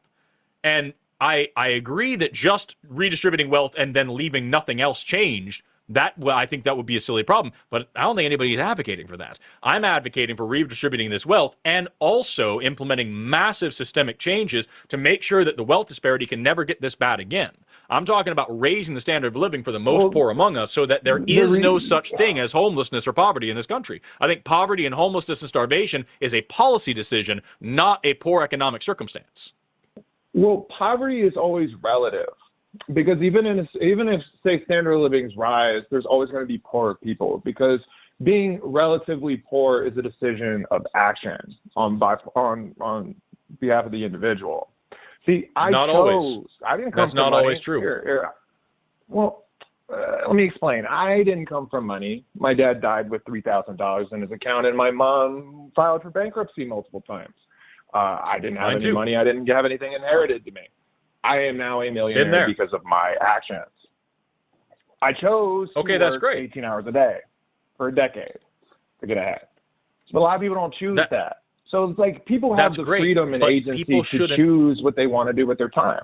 I'm not saying what I'm trying to give to you here, Travis, is that you shouldn't have to have worked that hard or put yourself through that to get yourself to a stable position. I also didn't come up from nothing. I grew up on food stamps. My family filed for bankruptcy. I lived on government assistance when I was a kid. I get it, dude. And I am now very comfortable and very happy with my life because I also worked very hard. We're speaking the same language. The difference is what we're talking about in the meantime is that while we look at you and I's success stories, we're ignoring the fact that we had a massive amount of privilege that helped us along the way. Not saying it made our lives easier, but it certainly didn't make our lives any harder. The fact that I'm white, the fact that I'm a man, the fact that I'm able-bodied, all massively benefited me in a way that it wouldn't have been if I might not have been able to be as successful without these things. And also, it's important to point out that along the way, a lot of people were left behind because there are still people working minimum wage jobs trying to pull themselves up by their proverbial bootstraps. And that's not going to work for them because they're having to decide, do I feed my children? Or do I pay my rent? Or do I buy food? Or do I buy the medicine that I need? If someone is sick, if someone is elderly, if somebody is whatever, there's a million reasons why life wouldn't be as easy as it has been for you and I, Travis. And I'm not saying our lives were easy. I'm saying that they were a lot fucking easier and we're not made harder because of who we are. And we left a lot of people behind along the way. I will say if this was 30, 40 years ago, I would have been a lot richer because of the effort and time and resources that I expended and sacrifices that I took. And we are at a point of diminishing possibilities, would be the way to put it. The more and more time goes on in this system, the harder it is for us to get out of that situation without having some sort of assistance, be it, your family helps provide you with some startup money to do something and take risks, or somebody to help you. Like, it's going to become increasingly harder. But I want to backtrack a little bit and talk about, you said the minimum wage, when it was established by, first of all, Herbert Hoover, but it was really established by FDR. But you do realize that was one of the major reasons why we had a depression, right? Disagree. No. And especially considering the fact that... I'll unpack it. If you kept your job throughout the first 5 years of the depression, your real wages actually went up. That means your purchasing power. Prices were crashing. Everything got cheaper. Rent, food, energy, everything you could think of was dropping. Cars, travel expenses, everything you can think of was dropping besides wage rates. And they set them above the market price. That's why there was mass unemployment. One of the reasons why there was mass unemployment is because it wasn't worth hiring people. Because in the sense that they fixed the price above what the market would have. If we're going through a deflationary crash where money is basically being destroyed, because that's what happened in the Great Depression. The stock market didn't crash and whoop, the whole world is burning. No. There was a dollar shortage and they were expanding way too many dollars and it blew up. I don't think that's true. That's what the 1920s was. It was. Let me be very clear here, Travis, because I think we're talking past each other here. I don't think that's true, but I'm not an historian and I'm not going to nitpick about the exact details. What I think is more important about what you're saying here is you're talking about the value of labor and whatnot. Those jobs still exist. Those jobs still exist. And so right now, take for example the fact that right now there is not a single state in this country where you can work full-time at minimum wage and afford an average rent one-bedroom apartment, right? Like so what we have now, that doesn't matter. That means that the people working these jobs, we use these metrics as like the end all be all, like minimum wage. Reality is marginal producers are mostly small businesses. Do you think, Travis, let me just cut to the point here. Do you think that somebody working full time should be able to afford to live. Yes, 100%. Great. You live in a country where that isn't the case. And so you're talking about like this worry about like, oh, prices are going to go blah, blah, blah, blah, blah. Then we would adjust for that as well. And there's I don't think it's reasonable to go down the slippery slope fallacy of saying we're going to enter another Great Depression, because I'm talking about restructuring anyway in a way that wouldn't make sense. I'm talking about making sure that if you work 40 hours a week, you can afford, guaranteed, a place to live, food on your table, enough for you and your children, and you can afford to go to school, and you can afford to go to the doctor if you need to, and you can afford a decent car. Not a Lamborghini, but something to get you around. And if you can't afford those basics based on a minimum wage, then you do not live in a country worth living in. I think this country is failing you.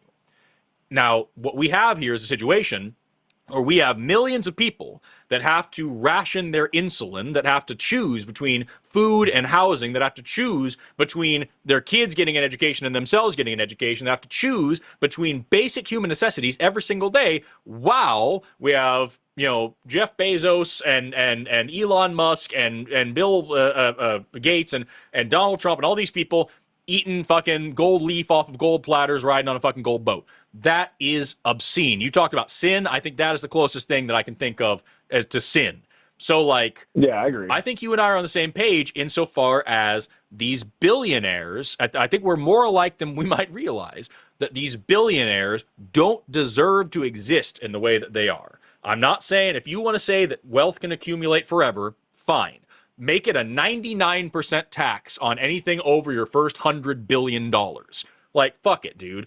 But at the end of the day, this country and the systems of the systems of this nation, the bureaucracies above us, whatever you want to say, they need to justify their existence to the 99% of us that pay for those systems to run. And they need to be benefiting the 99% of us that pay for those systems to run. And there doesn't need to be a situation where there are just some jobs in this country that need to be done, and the people that work there are going to be in poverty.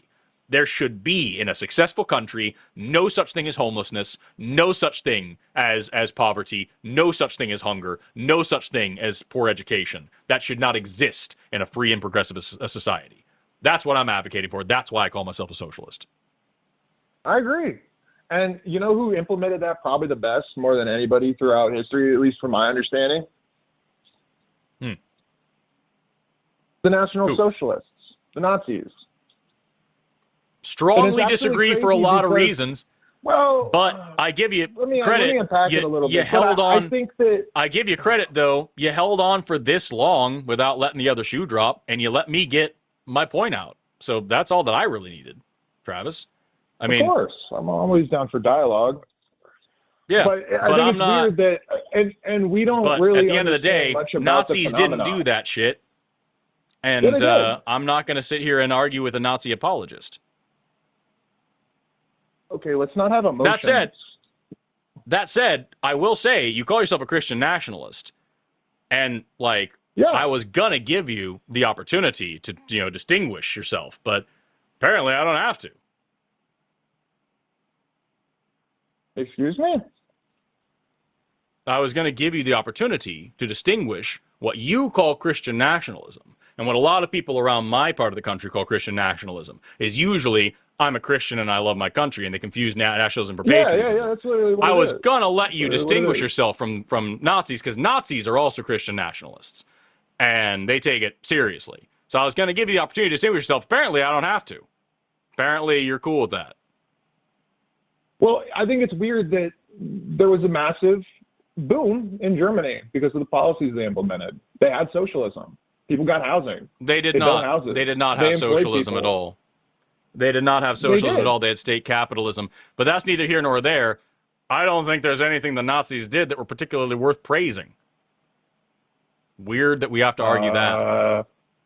Is the policy where you think, okay, take away that label. Take away that label. Take away any mention of that label whatsoever. No. You think it's a negative policy? Hear me out. No, I'm it's not good. Emotionals blinding our logical understanding of. Nobody's emotional. I think that there's two people in this world, Travis. I think that there's Nazis and people who hate Nazis. Well, so and I happen to be one of those that hates Nazis. You instantly switched your entire persona. You completely put on the blinders. let's just let the ping pong hit my forehead and not listen to any information whatsoever. Not a blinder thing. Listen. It's not a blinder thing. Let me just say, let's just be very clear. Do you think that the Nazis were the good guys or the bad guys in World War II? I think that entire period is vastly misunderstood. Let's just put it that way. Yeah, and not an answer to the question, huh?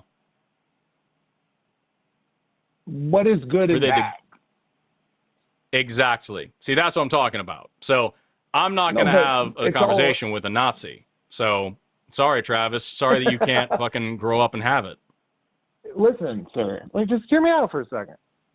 Is it a bad thing? I'm not going to hear somebody out who can't condemn Nazis. Straight emotions. Not emotions. It's not emotions, Travis. It's called standards. It's called standards. Whatsoever. It's called standards. If somebody can't say Nazis are bad, then I don't think they're worth talking to. And that's the end of Travis. Sorry. Gave you more chances than I needed to. But if you're literally, seriously, were Nazis bad guys? What even is bad? Okay. That tells me everything I need to know. It's not an emotional thing, Travis. It's about standards. My standards are I don't debate with Nazis. And the way I see it, if you have 9 people sitting at a table and one Nazi sits down and those 9 people don't beat the shit out of that one Nazi, you got 10 Nazis sitting at the table. So, not going to sit here and listen to your apologetics about it. Glad to hear we agree on socialism, though. You know, there was some corn in that turd. But at the end of the day, I can't sit here and do what even is good and bad. You know, I think that whole period is misunderstood. Nah, I think there's some parts that are misunderstood. Some people think the Nazis are socialists, like you. That's a big misunderstanding. But if you don't get to just say, yeah, fuck that, dude.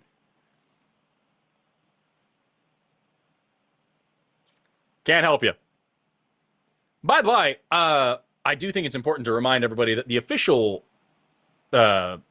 position of the Line Network is fuck Nazis. That's our official position as a channel. Fuck Nazis, fuck ICE, fuck MAGA, fuck TERFs while we're here, you know? But definitely not going to be doing that. Anyway, let's talk next to Jordan, who is calling in as a MAGA person. Jordan, you're on the line with Forrest and only Forrest. How are you doing today?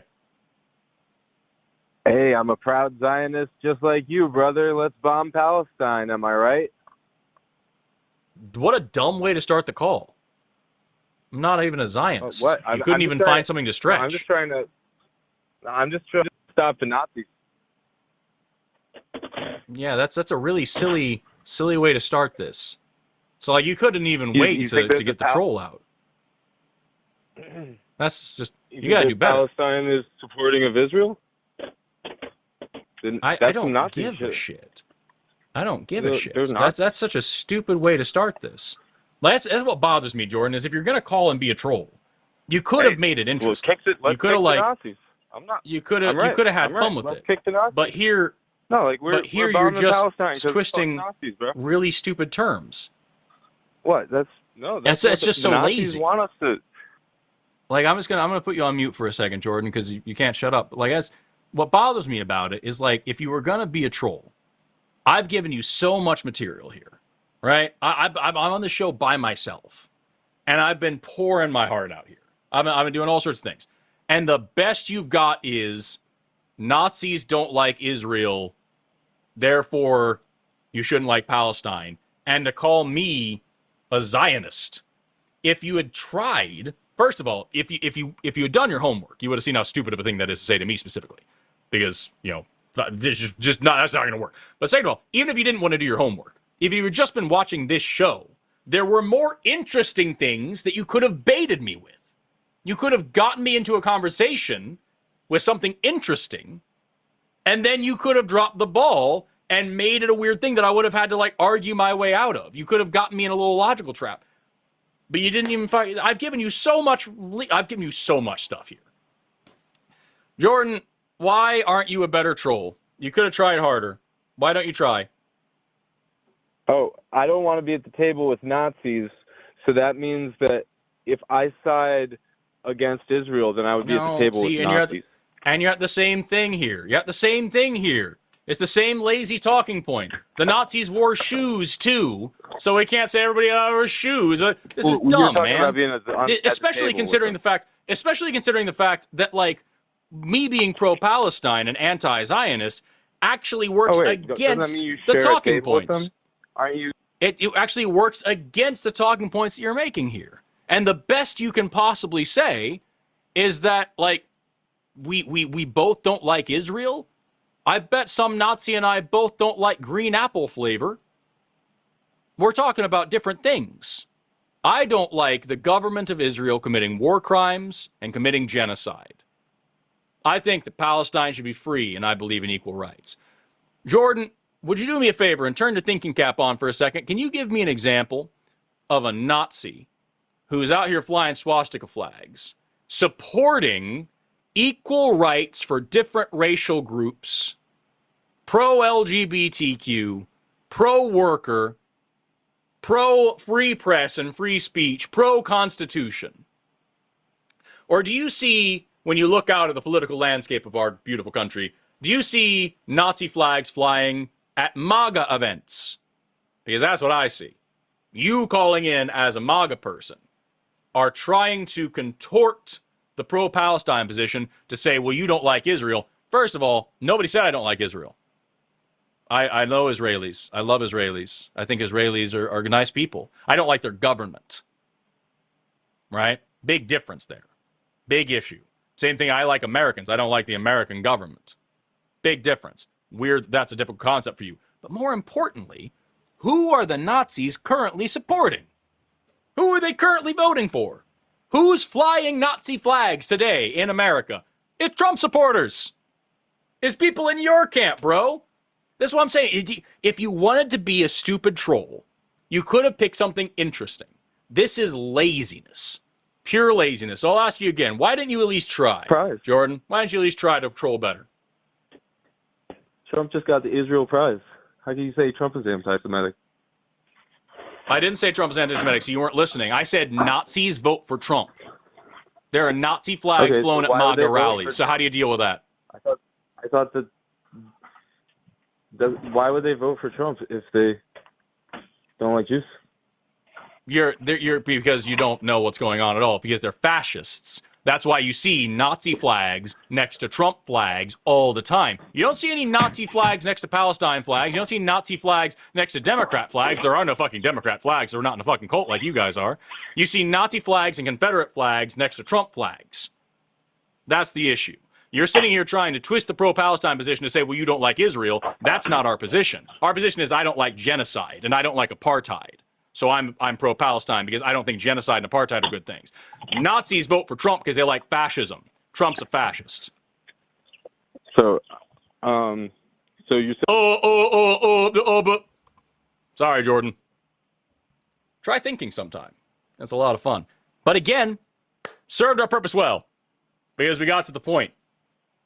Forrest, why do you entertain trolls? Because we got to the point. Trump's a fucking fascist. And that's why you see Nazi flags at Trump rallies. You don't see Nazi flags at a fucking Biden or Harris or Obama rally. Who the fuck? Go to the next Bernie Sanders rally. Try to pick all the Confederate flags and Nazi flags flying around. Not going to find one. But you know what you do find? You find Nazis supporting Trump. Who does the KKK vote for today? Who do the neo-Nazis in America vote for today? Is it the Democrats? No.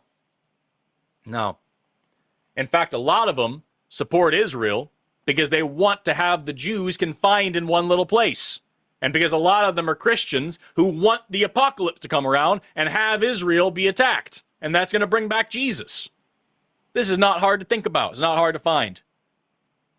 I'm anti-genocide and I'm anti-apartheid, which means I'm anti-Israeli government.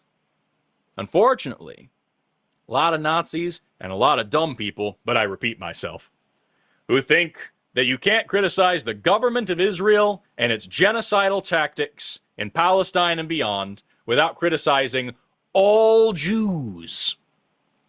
You got to have a real small, real smooth brain to think that way. But Nazis do. I do like the idea, though, when I talk about this stuff, I got to throw it at you. Nazis are, and I mean this, the actual stupidest fucking people on the planet. Because they'll call into shows like this. Not saying that last guy was a Nazi. He was just a fucking idiot. But, like, we do get Nazi callers, right? Or they'll go out and they'll protest. And they wave their little flags. And they get in their little uniforms all cute. And they go marching down the street doing their little hand gestures, right? And they don't think for 1 second, because they don't think at all, about the fact that they are using the freedom of speech and the freedom to protest and the freedom to assemble and the freedom to express their opinions without worry of government retaliation. They're using all these freedoms that we guarantee them to go out and tell the world that those freedoms shouldn't exist. Imagine being that dumb. Imagine waving a flag that rivals you in intelligence. You know? Like, that blows my mind. These fucking absolute oxygen thieves out here telling everybody that the government should take away, if you're black or brown or gay or whatever, you should be taken, and they don't get it. That the fascist regime that they want only works because they are exactly who they are, and that it takes away all their rights too. That's the thing about fascism. You're never safe. You're just next. It sucks. Let's talk next.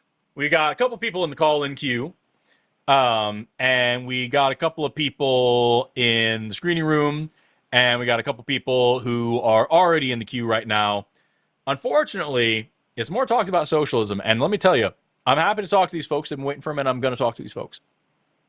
But I'm not just here to talk about socialism, y'all. I want to talk to some science deniers. I've got another hour and 15 minutes left. I don't want to make it all about socialism. So if you out there are a MAGA supporter, if you are a MAGA person, if you think Trump can read, call in this show.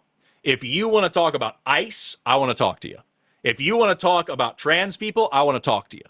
If you want to talk about the state of this country and if you think it's going in the right direction, I want to talk to you. I'm going to keep talking about socialism because people calling about socialism, but man, I don't want to keep talking about just that. It gets old. And we got 3 hours on this show, and I've already dedicated 2 of them to talking just about socialism. So let's talk about a political or scientific discussion rather than just an economic one. Let's talk to Z, pronoun she and they, who wants to talk about socialism and why we think we should be doing more. Z, you're on the line with Forrest and only Forrest. How you doing today? I'm doing fantastic. How about yourself? Never had a bad day. Are you sure? I'm pretty sure. Yeah. Well, I just want to start off by saying this is my first time in a debate space. This is my first time actually watching you. I'm more privy to watching Javon, but honestly, he is handsome. He is handsome. You got to give it to him. He's a beautiful man. But he's a beautiful man. Like, genuinely, all I have to, I came in to call, sorry, my mind's racing 1,000 miles per minute. But I just want to talk about socialism and, well, specifically the socialist movement that's taking place in America right now. Mm-hmm.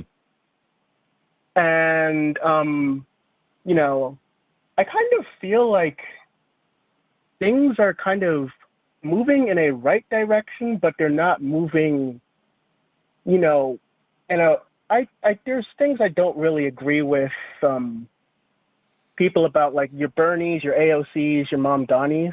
Don't get me wrong, they're cool folk in what they're doing. It's just that I really feel that we as American people, you know, the pros, you know, the workers could really be asking for more.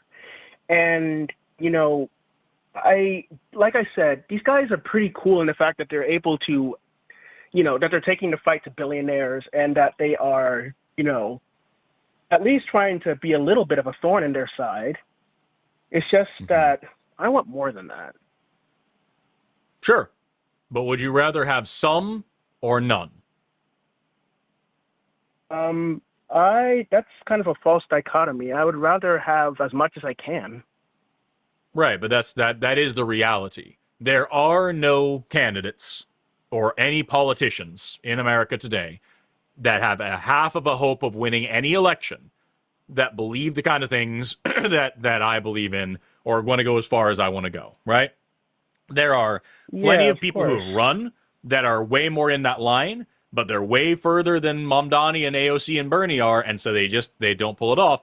So would you rather have some progress or no progress? I would rather vote for Bernie, AOC, Mamdani, and have some progress, even though it's not everything that I want, than allow for another Joe Biden or another, allow for Gavin Newsom, allow for, pick your favorite. No Newsom, none of those guys. Old white man. Yeah, I'm not interested in that kind of bullshit because it's more of the same. And all that we have is this ratcheting effect of the right turning the country more to the right, and the left does nothing but stop it from going any further left. It just keeps it right there stagnated until the right turns it further to the right again. I want somebody that actually jerks it far to the left. And so, Mamdani, AOC, Bernie Sanders, these are great people to do that. And they're not as far as I want, but they're damn farther than anything we've had for the past couple of decades. So I'm going to say I want some rather than none. Because that is the dichotomy. I agree with you on that front. As far as electoralism goes, they're the best that we have. And, of course, the rich, the billionaires, the ruling class, they're not going to let, anybody just vote out any of the power that they have. I mean, like, who would just let that happen? And that's the beautiful thing of a democracy. They don't have to let it happen. We make it happen. Of course, I agree with that.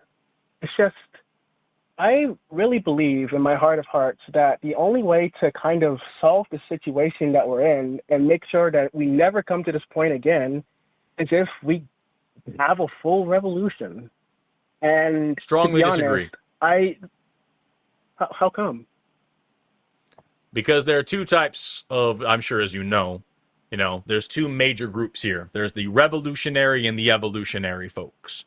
The evolutionary folks believe in the democratic process and believe that we can work together as a community to make good things happen. The revolutionary folks are the ones that want to go out there with guns and overthrow the government.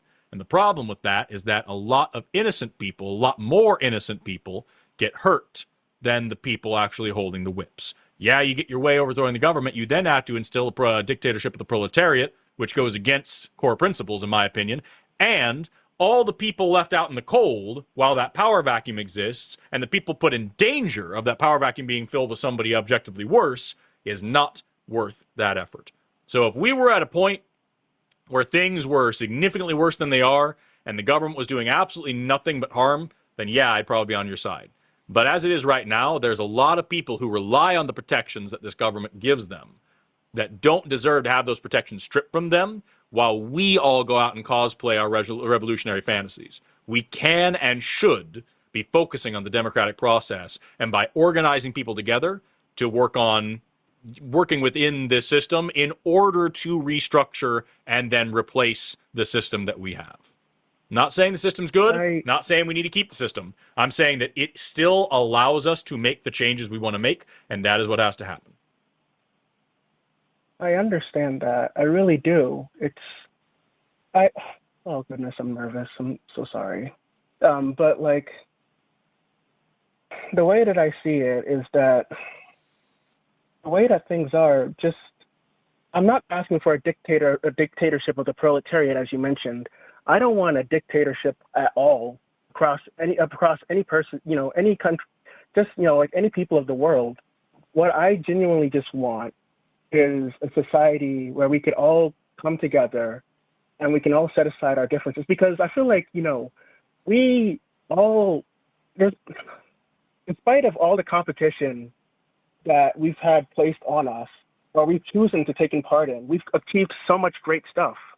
And I feel like if we really focused on cooperation and fostered that, there's nothing that we can't achieve as human beings, all working together. I agree with that. And that's why I've talked a lot about why infighting amongst the left is such a problem, because the people who are very leftists and the people who are very, very leftist are too busy fighting each other and canceling each other to actually work together to fight the people in power. So I agree with what you're saying.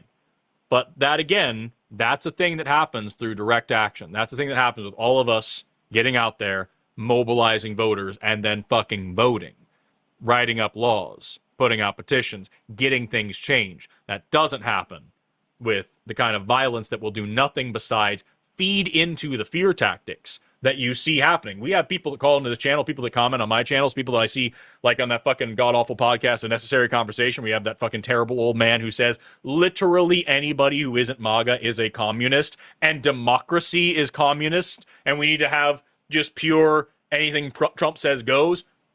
Those people, the huge amount of MAGA supporters in this country, the people with a lot of the guns, I should mention, those folks believe that socialism is the government taking away your rights and the communism is abject, absolute government tyranny, and that's all that it possibly can be.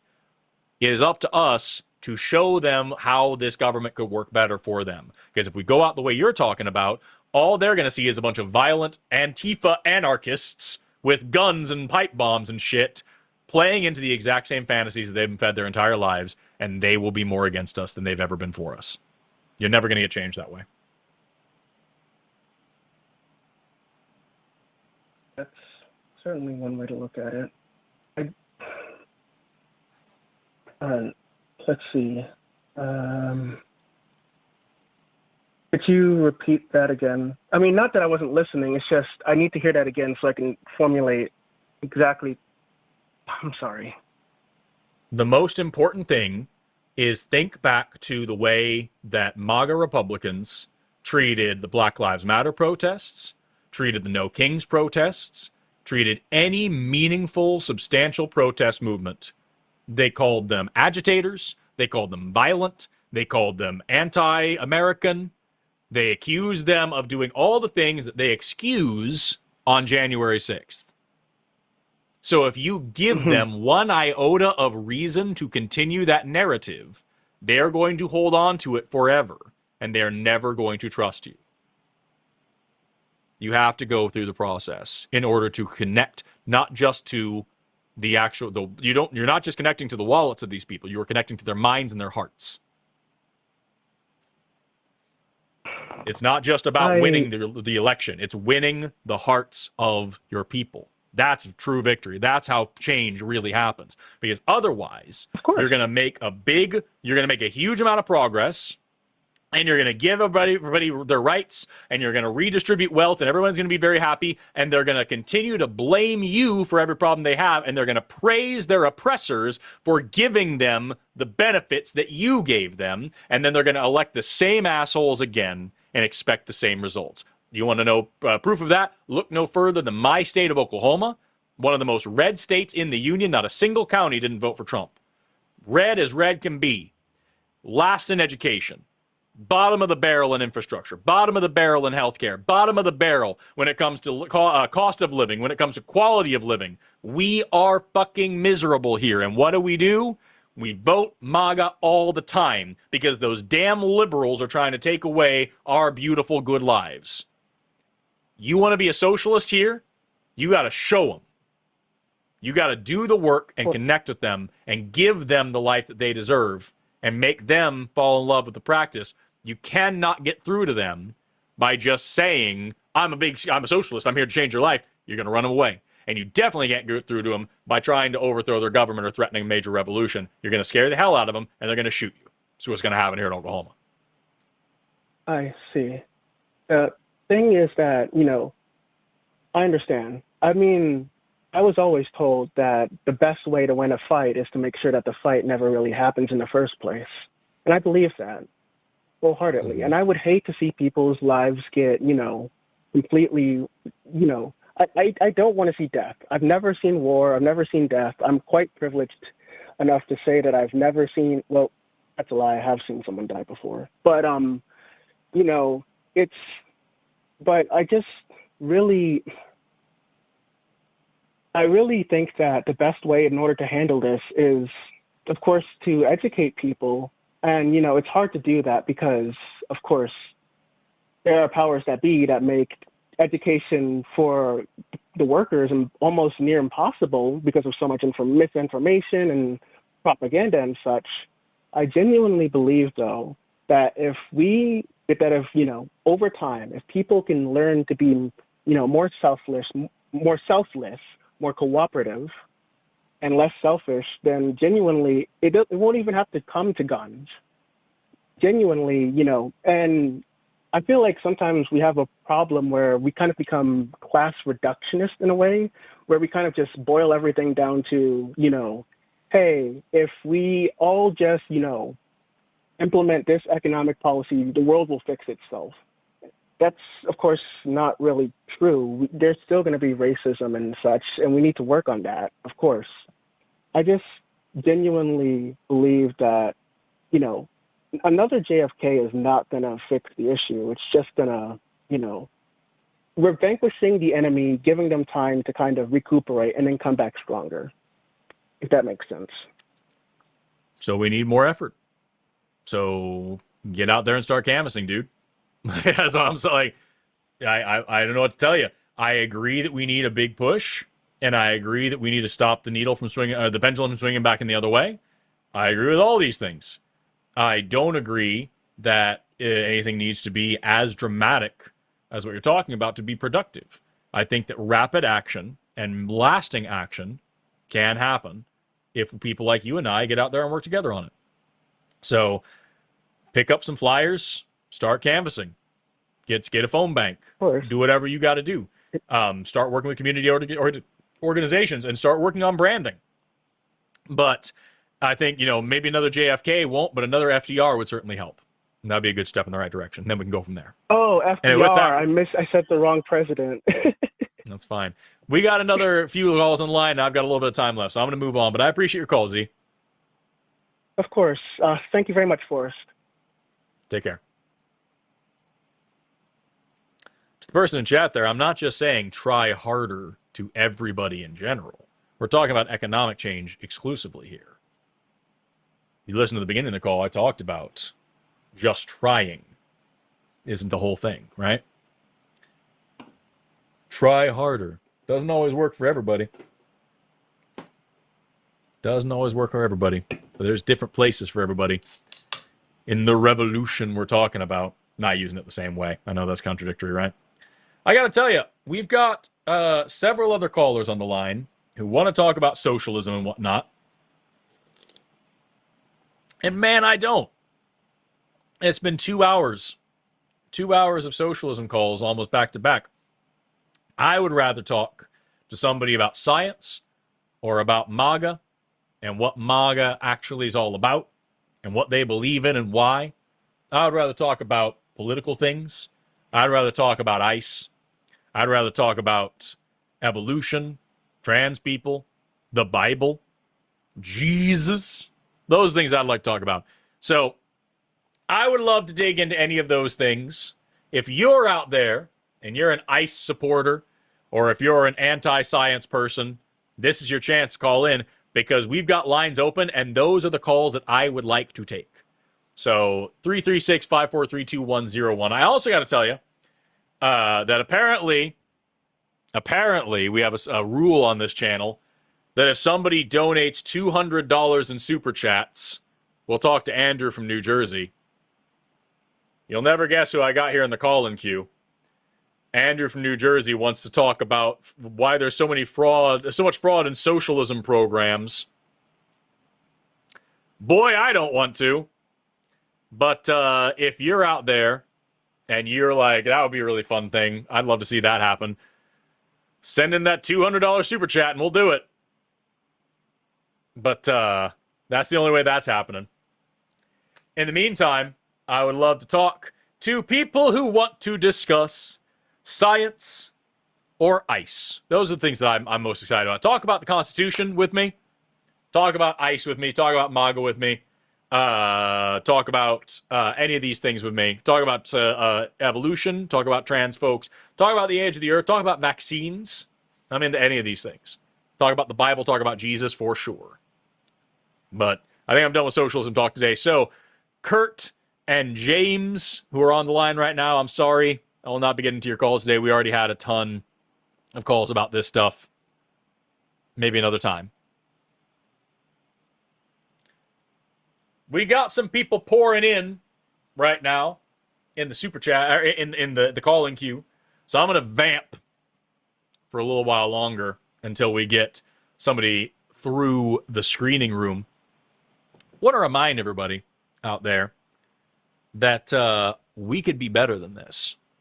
And because nobody's calling in about ICE, I want to read a couple of things to you here. This is the Constitution of the United States.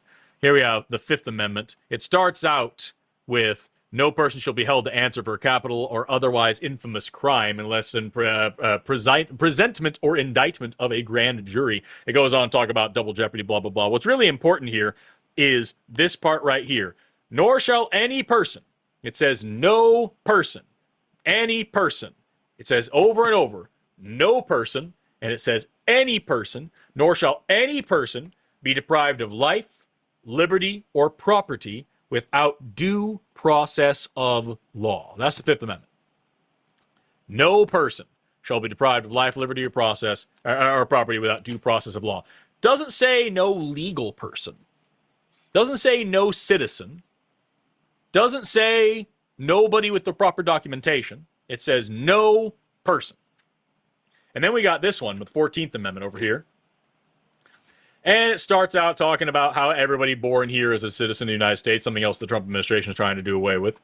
But here's a really important part at the end of Section 1. It says, nor shall any state deprive any person of life, liberty, or process without due process of law, nor any person within its jurisdiction the equal protection of the laws. So again, doesn't say any citizen, doesn't say any American, doesn't say anybody with the proper paperwork, doesn't say anybody who came here legally. It says, no person shall be deprived of life, liberty, or process without due process of law. Life, liberty, or property without due process of law. And it says, no person shall be denied equal protection under the law. When we talk about ICE and whatnot, that's what we're talking about. We're talking about the fact that the Constitution protects all people. And MAGA is trying to take that away.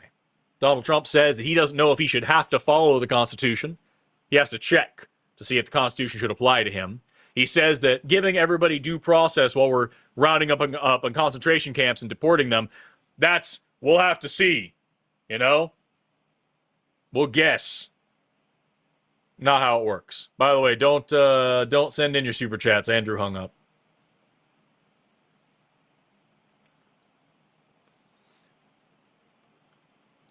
But MAGA is fundamentally anti-Constitution, anti-American. ICE is anti-Constitution and anti-American. I'd love to talk about it. Let's take this call while we're waiting. Let's talk to Matt, who wants to talk about biology and other stuff.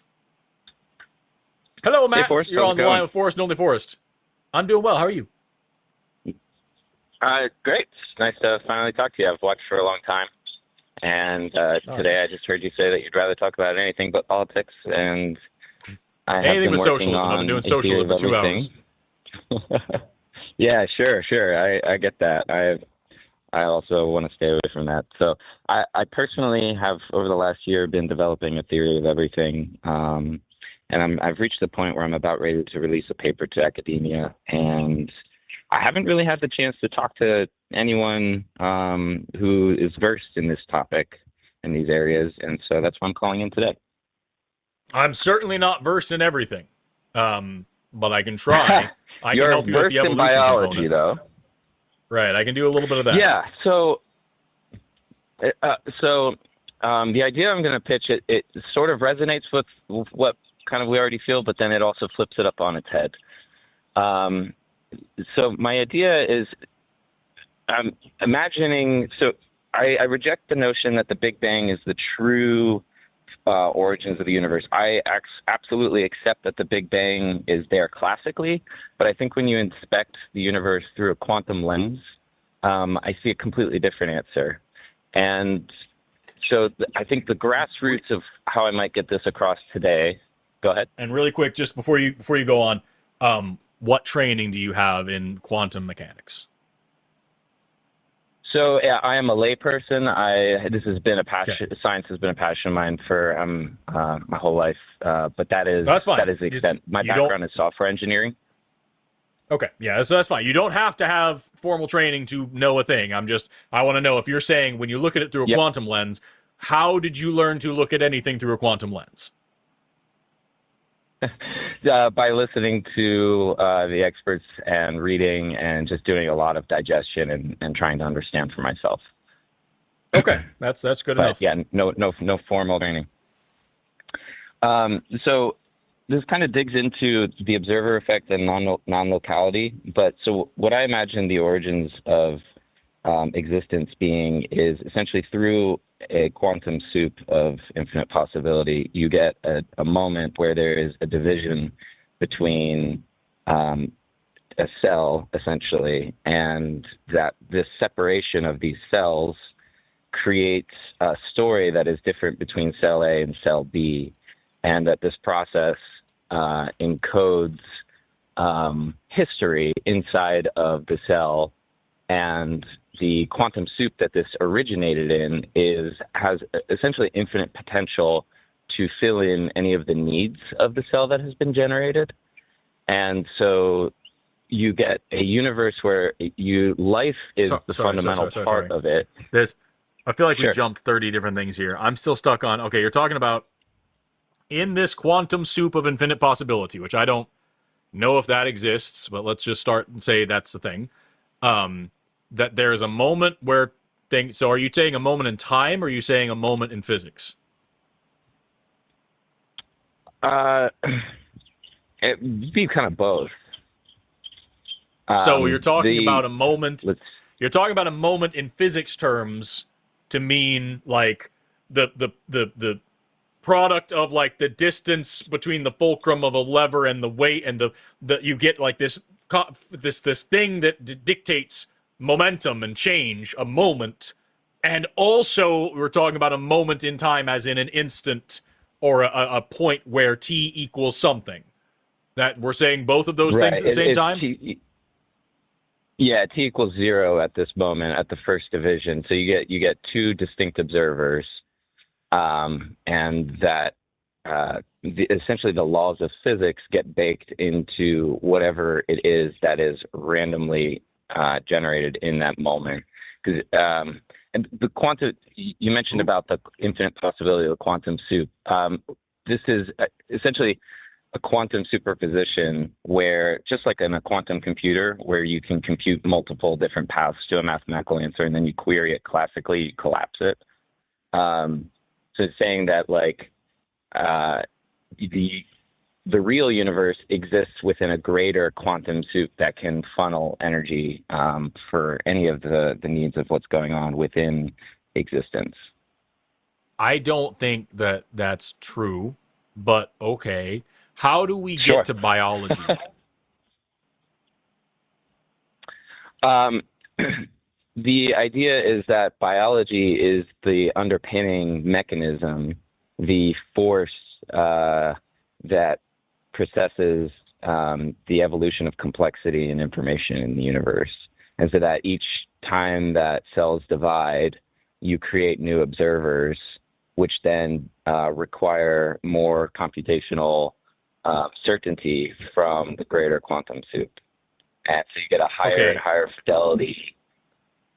Go ahead. Then how does that work with the fact that we know for sure that the universe was around for about 14 billion years before, about 15 billion years before anything that we know of became alive? Yeah, so I would describe that as a holographic projection of backwards inspection. Credit where it's due. Those are all words. Yeah, I know. There's a solid chance I'm just stringing together poetic spaghetti. But so I would. It's not that I reject that the Big Bang, that the evidence of the Big Bang is there. I totally see it, and I think it's valid. But what I'm saying is I think we have the cause and effect inverted. It's sort of like if you were to watch somebody point a gun at somebody and shoot the gun, and the bullet goes through the person's heart and kills them. It's sort of like saying, the person's heart caused the bullet to leave the gun and enter them. The scene is correct. The explanation of the scene is wrong. Okay, and how does that... So you're saying that instead of saying life started on this planet like about 3.8 billion years ago, and we had to wait for the universe to get to a certain point until that happened. You're arguing that it's actually the other way around, and that the universe happened the way it happened because life would eventually start here 3.8 billion years ago? Close, just a little bit crossed. That the separation of a single observer to two observers and then the continual division of that necessitates a projection of history that is compatible with that situation. And so that is why, like, when we look at the Big Bang before light was able to propagate, you're looking at essentially an entropic situation that has statistical probability to do the thing that you're looking at today. I think that you would be better served talking about this with a physicist, because I can tell you about life and evolution. I can tell you how life gets started and how evolution works, but you're talking about quantum things that are outside of my pay grade. And I am confident in my training that these words aren't being used appropriately, but I don't have enough training to tell you why. So, like, I think you'd be better off calling in when Aaron or Blitz are on. And if you want to talk about just evolution and how you think that works, I'd be willing to talk to you about that. Well, sure, I can say that from the perspective of my theory, I would say the challenge that I would present to evolution is not that it's less that the survival of the fittest is the path that we take, but that a survival to natural thriving is all that is available, and that the evolution will take that path because it's a quantum mechanism. So it's sort of usefulness is begotten. Or I might be a little bit. I might be crossing my words a little bit. I'm trying to put myself on this framework because I get where the fundamental thing you're coming from here is a difference in perspective, and that makes sense in terms of physics. That's the whole. Yes. Like, most of relativity is this thing is in this perspective, that thing's in that perspective. They both have to be true, and so shit's weird. And I get it. And I'm trying to give you a fair shake here. The issue that I have is that I'm thinking about it in terms of the model that you gave me a second ago about, like, turning things around backwards and not looking at the cause and effect in the direction that we're looking at them and trying to think about it the other way.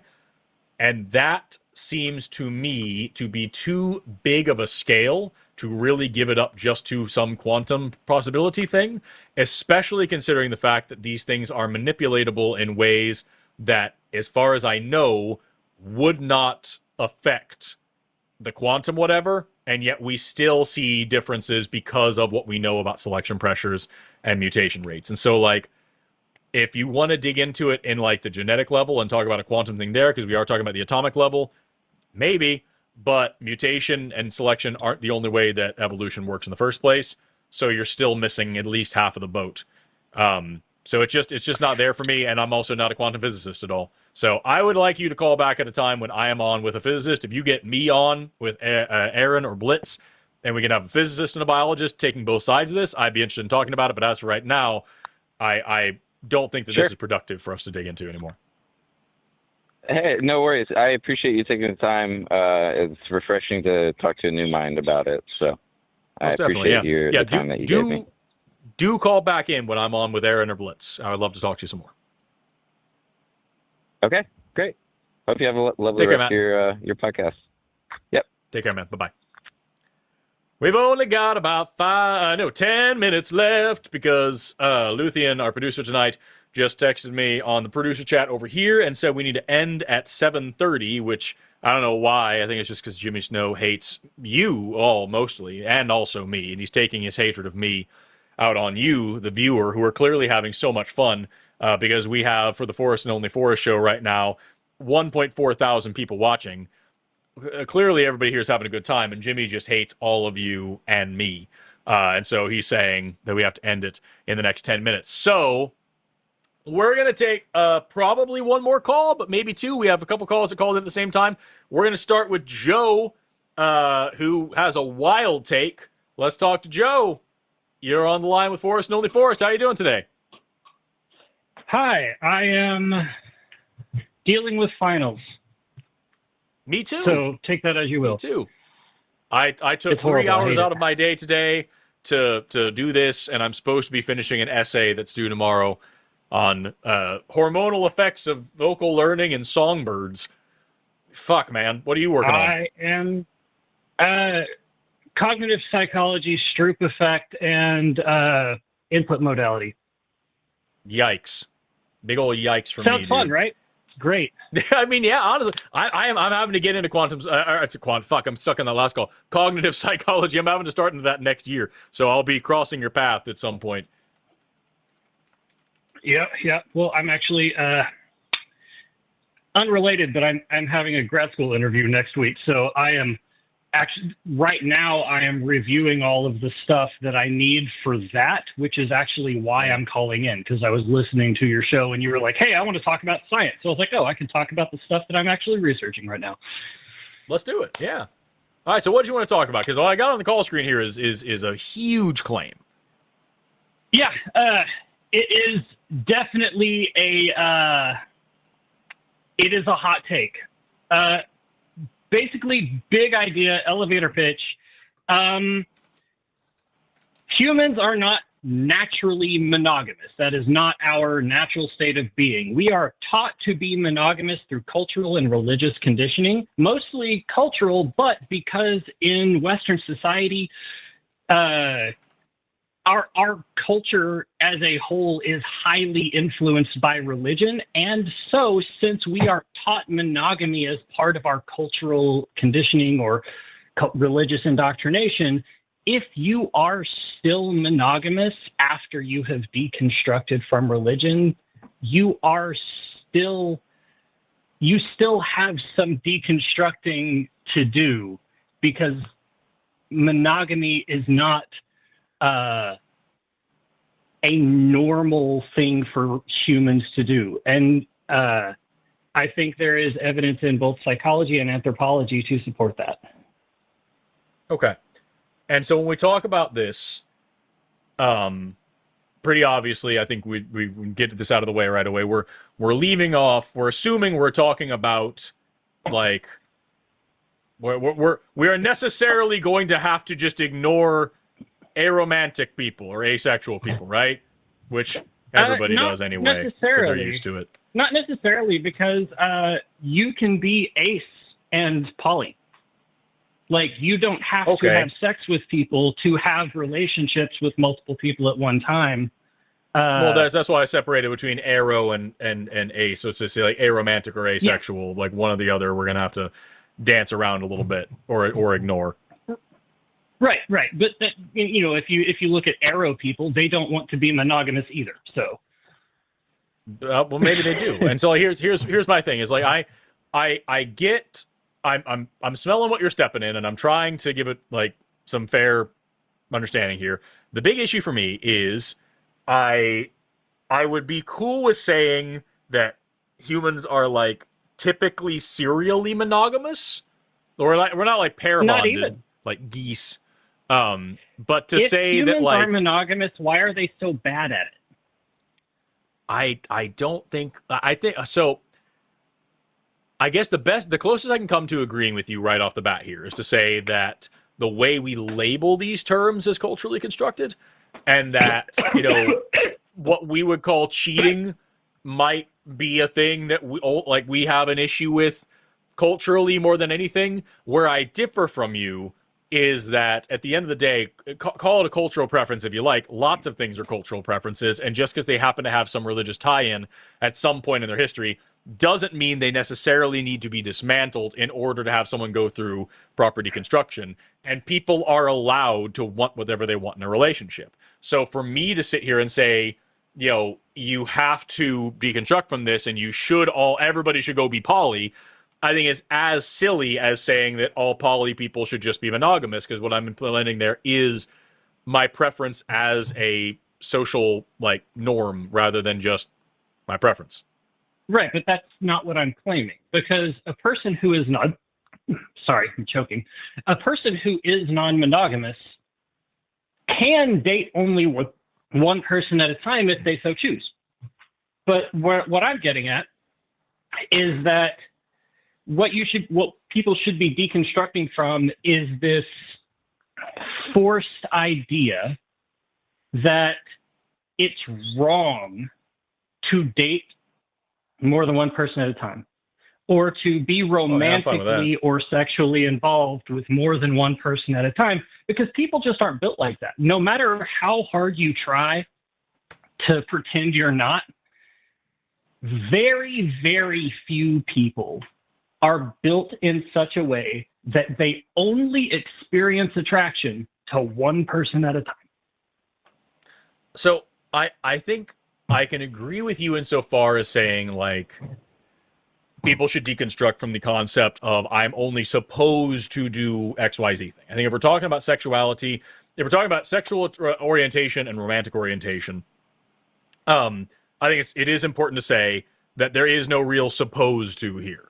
And so I think it's totally reasonable to say if you're in a monogamous relationship and you notice someone else is attractive and are attracted to them, there's no problem with that. The problem is what you do about that. And if you want to have multiple partners at the same time, the only way that would be a problem is if one of your partners isn't okay with that. Because at the end of the day, that would be violating their consent. But at the same time, especially in American culture, and I know you're from the South too, so Oklahoma, Texas, super similar. So you probably, and I'm just assuming here, you probably understand that when you're in a monogamous relationship, when you're in high school and you're dating somebody, you can't talk about thinking somebody else is attractive. You can't admit that you think somebody else is attractive. Yes, that's something you do internally. But because there are some of our people society, who do that. You are made to feel guilty about being attracted to anyone other than your partner, and that is especially true for women.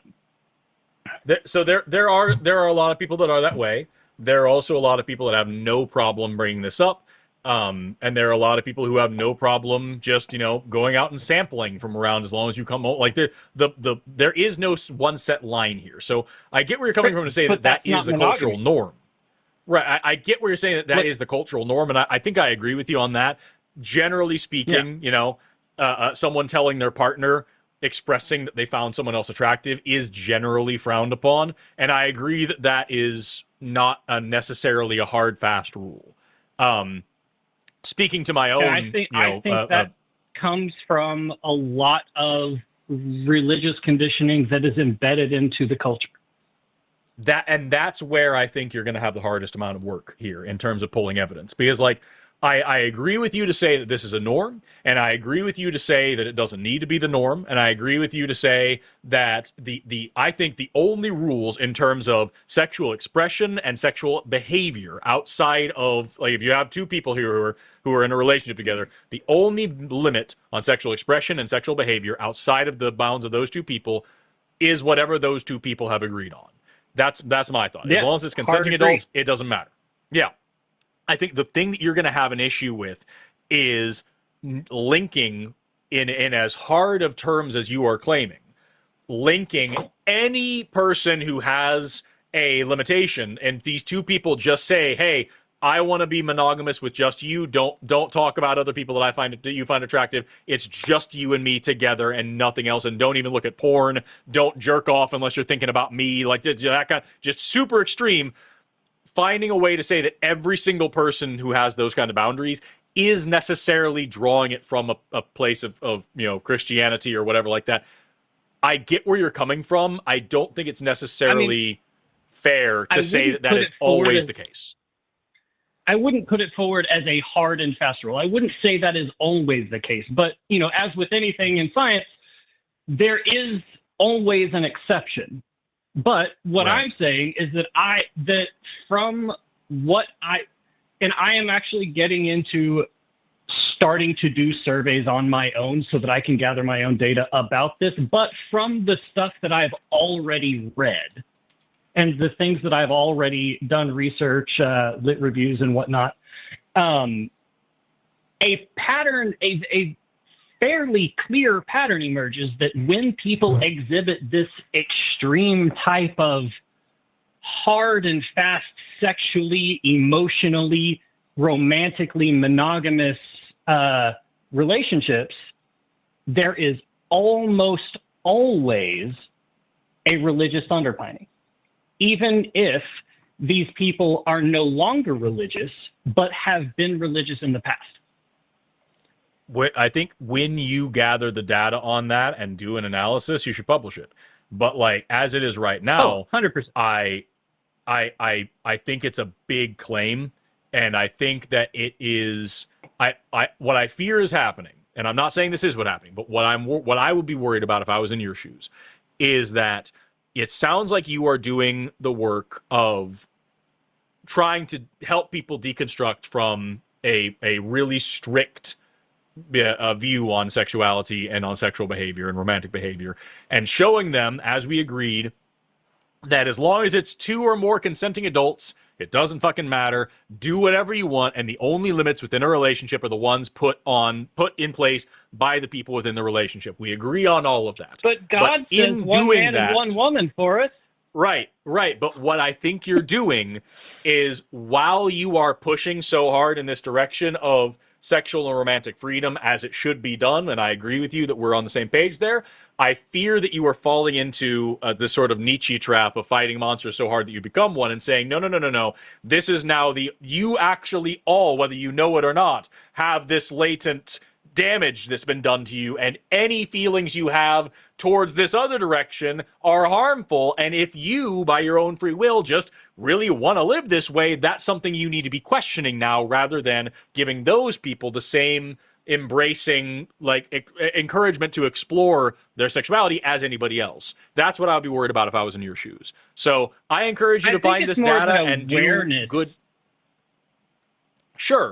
Sorry. Awareness is fine. I think it's more of an awareness thing. Like if you have chosen, like, this is what you want to be 100% monogamous across the board, that's fine if you have chosen that. But where I'm coming at is I want to make it known to people that if that is what you are choosing for yourself, you should question that, and you should make sure that is coming from, this is actually what I want, and not, this is what is expected of me.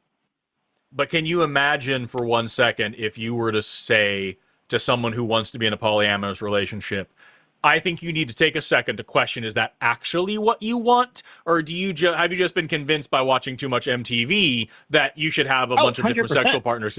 Like, that would be fucked up to say. I think, and I fear, I think that's what I'm trying to get across to you, is that, doing like, that as well. Well, I agree with you that everybody should take the time to really thoughtfully consider their sexuality, their gender, all these things, because a lot of people don't do that. So I agree with you on that case. The problem that I have is that if you bring that to people in the way that you're doing it, I worry that it's going to do more harm than you're trying to do, and it's going to be, you're just gaslighting. They're going to take it as you gaslighting them until just saying you should be allowed to cheat. And like, you're going to do more disservice to your field. So yeah. I encourage you, that's Joe. Part of what the research is doing right now is showing people that non-monogamy isn't necessarily cheating. Do the lit review, collect the data, do an analysis, and talk to me then. But like, as for right now, I think we agree on a lot of this. I just don't agree to the extreme that you're taking it, and I think the extreme that you're taking it to is a dangerous one that you need to be really, really careful about. Even if you're right, you need to be really, really careful. That's where I'm at. Well, extremes come out in the research, so if it starts looking like it's going too far in one direction or the other, that's what peer review is for. So I'm sure somebody else who is in this realm will also say that. But it is 7:35. You said you needed to go at 7:30, so I will stop bothering you. Fuck Jimmy Snow. All right, man. Take care of yourself. I appreciate you. Bye-bye. Let me know when the research drops. We'd all love to read it, but I need the research first. Anyway, with that, it was a show. We talked about socialism a lot. We got one guy who couldn't say that Nazis were bad. And then we ended on some science and stuff, kind of, and whatever, and kind of fizzled at the end there because I wanted something. Nobody was feisty. You know what I mean? I'm not saying any of the calls, except for that one Nazi prick. None of them were bad, but like I wanted somebody feisty. You know what I mean? But here we are. It's just I'm too smiley. I'm just too lovable of a little guy, you know, for anybody to have that kind of attitude. Who knew? But hey, if you're out there and you're watching this show, why? But while you're here, make sure to hit subscribe, hit like, hit share, do all the things. Head over to my website, valkailabs.com, and find me on all them internets as well. Watch my latest videos about evolution and stuff. They're a lot of fun. Fuck ICE, fuck Donald Trump, fuck Nazis, fuck MAGA, and anybody who supports this bullshit authoritarian movement. Fuck Christian nationalists, fuck God. Have an awesome rest of your day, and never stop learning.